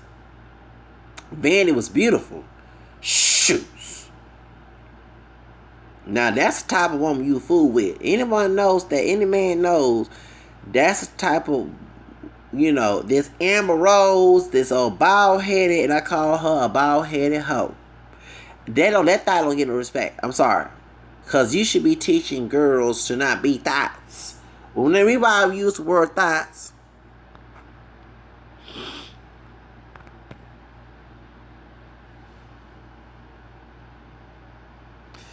yeah, they not to be good. Exactly, they not loyal people. Cause see, one thing women don't understand, and men need to understand that they might be using women, but women who are hoes make men hoes too. They get used too.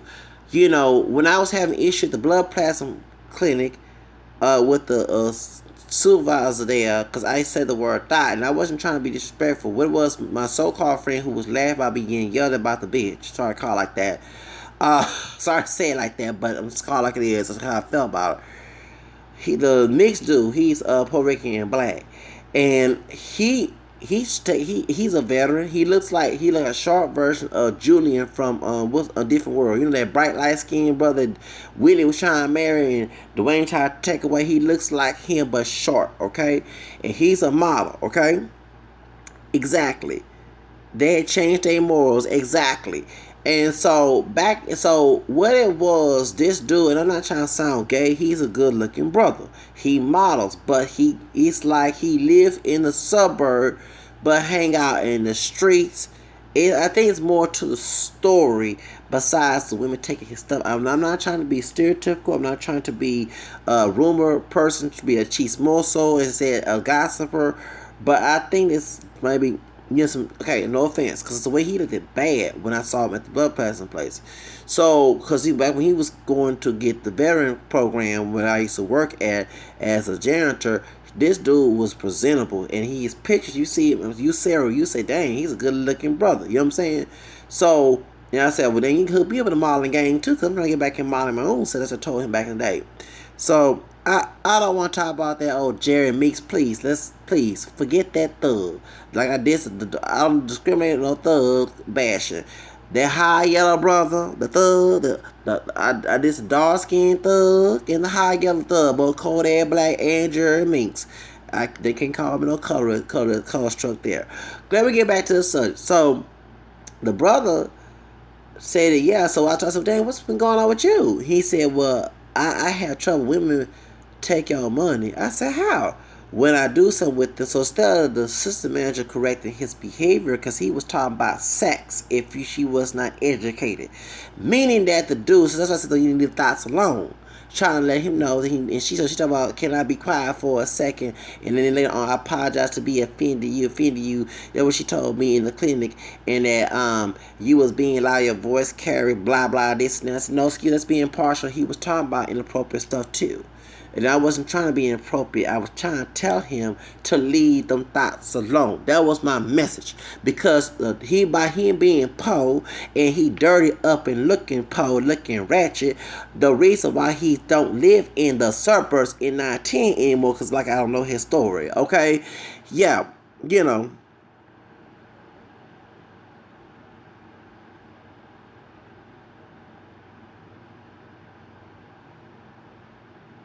Okay. So, is it a problem between y'all two? Let's not be no sexual harassment situation. Richard, let's both you and Sarah get along. Let's respect each other, okay?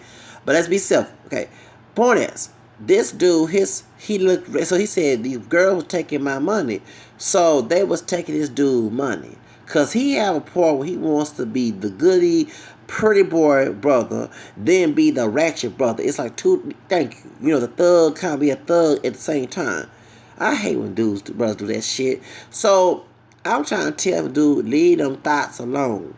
That's why they taking your money. Once you fuck him, I'm sorry, I ain't say the F word, but I know what he doing. He getting these, because he's so, not to say presentable look into these women. They see him as attractive. He light skin. He got that little curly hair. He like Julian, sharp version of Julian from different world.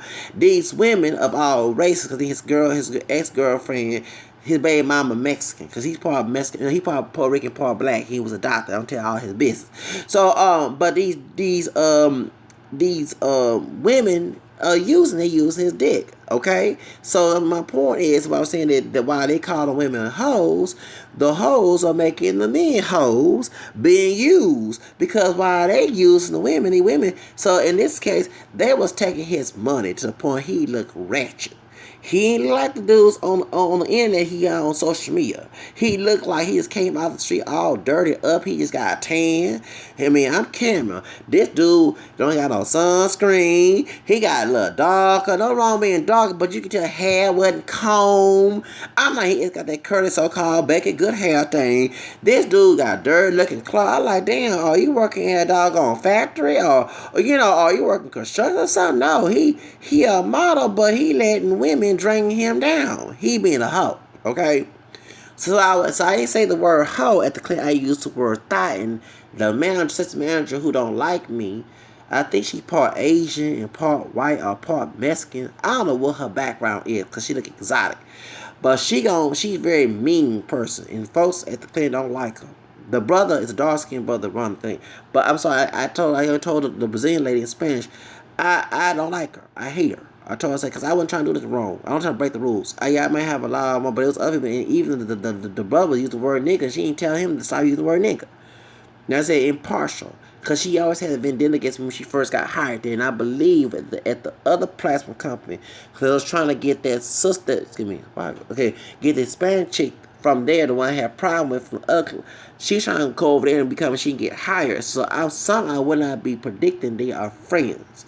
And it was a plot to get back at me from leaving the clinic and also snitching on their behind. That's a whole nother subject. But point is, that's my belief. I could be wrong. But I'm sorry. I didn't mean disrespect her, but she disrespected me since I got, when I speak to her in the past, I stopped speaking to her because I don't speak to nobody when I speak to me. And when she yelled at me one period of time, I'm sorry. You don't yell at me, okay? And folks, because they have folks who try to kill somebody with a machete there. You know what I'm saying? For real. So, I mean, go yell at them damn people who come in thugging, and acting fool and saying all type of foul language. Worse to be, because I try to clean up my language right there, okay? I might use code words like thought, which is a code word. It's not really a cuss word, you know what I mean? It's the whole over there, but that's why we change up words when we use certain words around certain people. You know what I'm saying? Then we in the hood, or we're somewhere around our family or friends that's open to hear that type of language, they would be our real self. I'm almost 40. I know how to act. God dog it. But I was trying to tell this brother, dude, leave them thoughts alone. That's why you looking ratchet. Because I was trying to give him a big brother message, because he born 86, he just turned 30, he'll be 31 this year.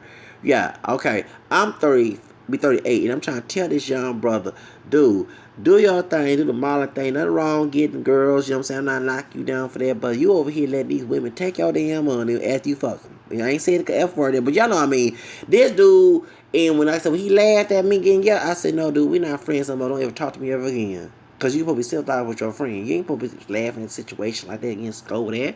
And you ain't trying, in your conscience, you're not trying to do nothing wrong. God on my heart, I wasn't trying to do nothing wrong this time. I'm trying to make my money. I'm happy. Every time I go to the clinic, I'm always happy because I'm getting money.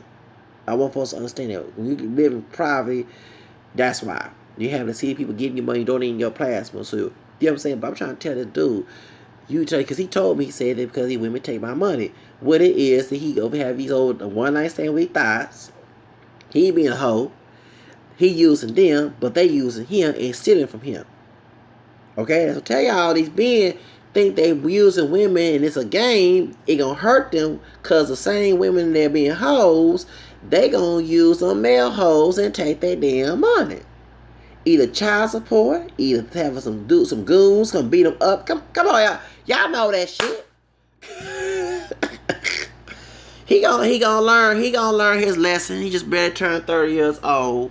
That's why I don't ain't no thoughts unless it's some superhead. Unless I have to be lustful, just happen just at the heat of the moment and just ooh dang, you know what I'm saying? Because superhead's a fine woman. I'm sorry.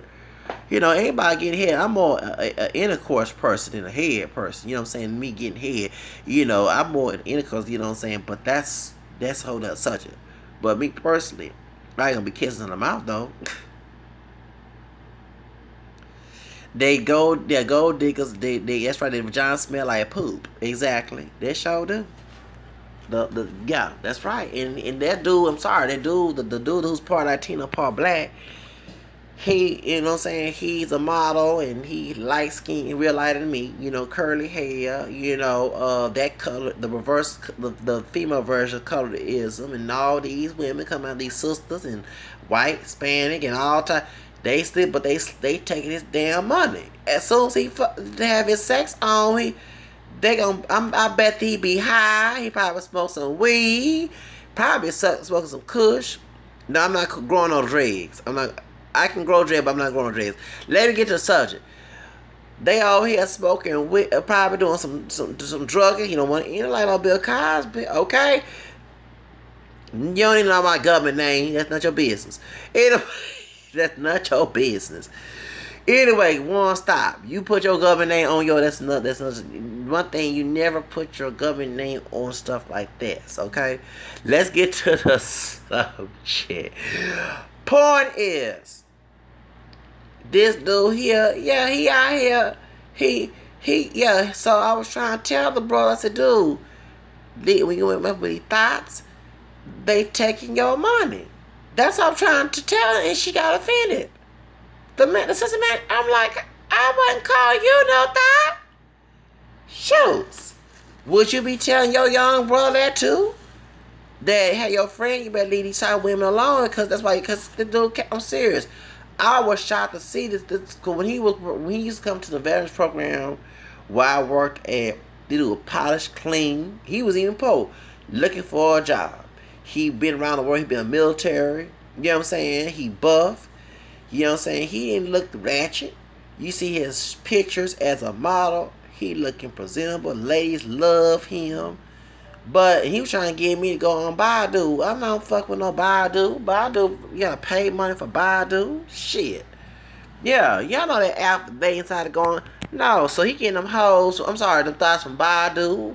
He being a hoe too. So women, y'all know, y'all laughing. The men could be hoes too, okay? Mandingo penis is so big, I'm obsessed with them. Okay. Mandingo penis is so big and I'm obsessed like the guy. Why are you making me feel so good? What's going on? I didn't call you no hoe, dude. I'm talking about the men who do it. Look, don't let it apply to you. I'm just telling you. So men, as a man, I can say, can be a hoe too. So all of a sudden, this dude sleep with these women. So I imagine this right now. He looking ratchet, and I bet he lost a lot of this because of sex addiction and probably drug addiction too. Y'all hear them type of stories. That's why I'm making this assumption. I could be the ass, but I probably ain't ass to the truth. I'm trying to tell younger brother here, dude, leave that shit alone. You know what I'm saying? If I really want to cuss in there, I wouldn't say that, but I ain't gonna cuss in front of the people there, okay? And I didn't call you no hoe. One, stop. God, doghead. Anyway, God, let me get to the subject. So I'm trying to tell this younger brother, dude, leave them thoughts alone. Cause I bet y'all doing your thing. You sexing. You using her, she using you, y'all getting high drunk, you under influence like Vandy sang back in the 80s, okay? And while you sleep, this heifer here is going through your wallet, okay? Taking your credit cards and money, okay? Probably your long-term food stamp card. Come on now. I'm telling y'all stop doing the Bill Cosby. Stop drugging yourself and drugging each other. She probably faking that she on drugs. You know what I'm saying? So you can get you high. She probably put the doggone drugs in his drink. And as soon as you do her, you sleep, you butt naked with the girl. This dude sleep high, uninfluenced, drunk, high, whatever. She gonna come in there in his pockets, all in his pockets, in his drawers, everything, looking for some cash. And next thing you out of job, cause you did all this stuff, you ain't got your place no more, you looking ratchet, and you probably on the streets, cause he mentioned he was in the streets. I'm telling you. And I was trying to educate the young brother. I said, dude, and remember my voice got a little loud because we across each other. And I'm trying to tell him, dude, by you, it's what you got vet, you're a vet, you're a military vet. You have you got skills, and you're a model, dude. Don't fuck it up over a thought. Okay, I didn't want to say it like that, but I wish I could tell him one on one if he didn't laugh at me. Uh, Go to my story. I'm not gonna elaborate to the Bill Cosby situation. Y'all need to look at the videotape about me, about the city YouTuber defending the Thompsons. Go in there and listen to the whole video. Cause I hate repeating myself. But point is, that's what I'm saying. Is that I was trying to tell the brother, dude, change your moral code. You do what you want to do, but leave that mess alone. You got good credentials of making it. Don't try to be downgraded because you over here having sex with these women. You know what I'm saying? Because that's when I bet he meet him online. Then he told me he ain't got no more social media. You know what I'm saying? He don't have he have Facebook. He have a few apps. He left that alone because he was doing his whole game. I'm sorry, I'm calling like it is. Him and Mel Ho doing his whole game. He lost money, lost a career. That's sex addiction and drug addiction. Them two demons. You know what I'm saying? So he don't have it under control. You know what I'm saying? Some dudes can do sexual things and still make it. But he got that lack of immaturity in him. So I was trying to tell my young little brother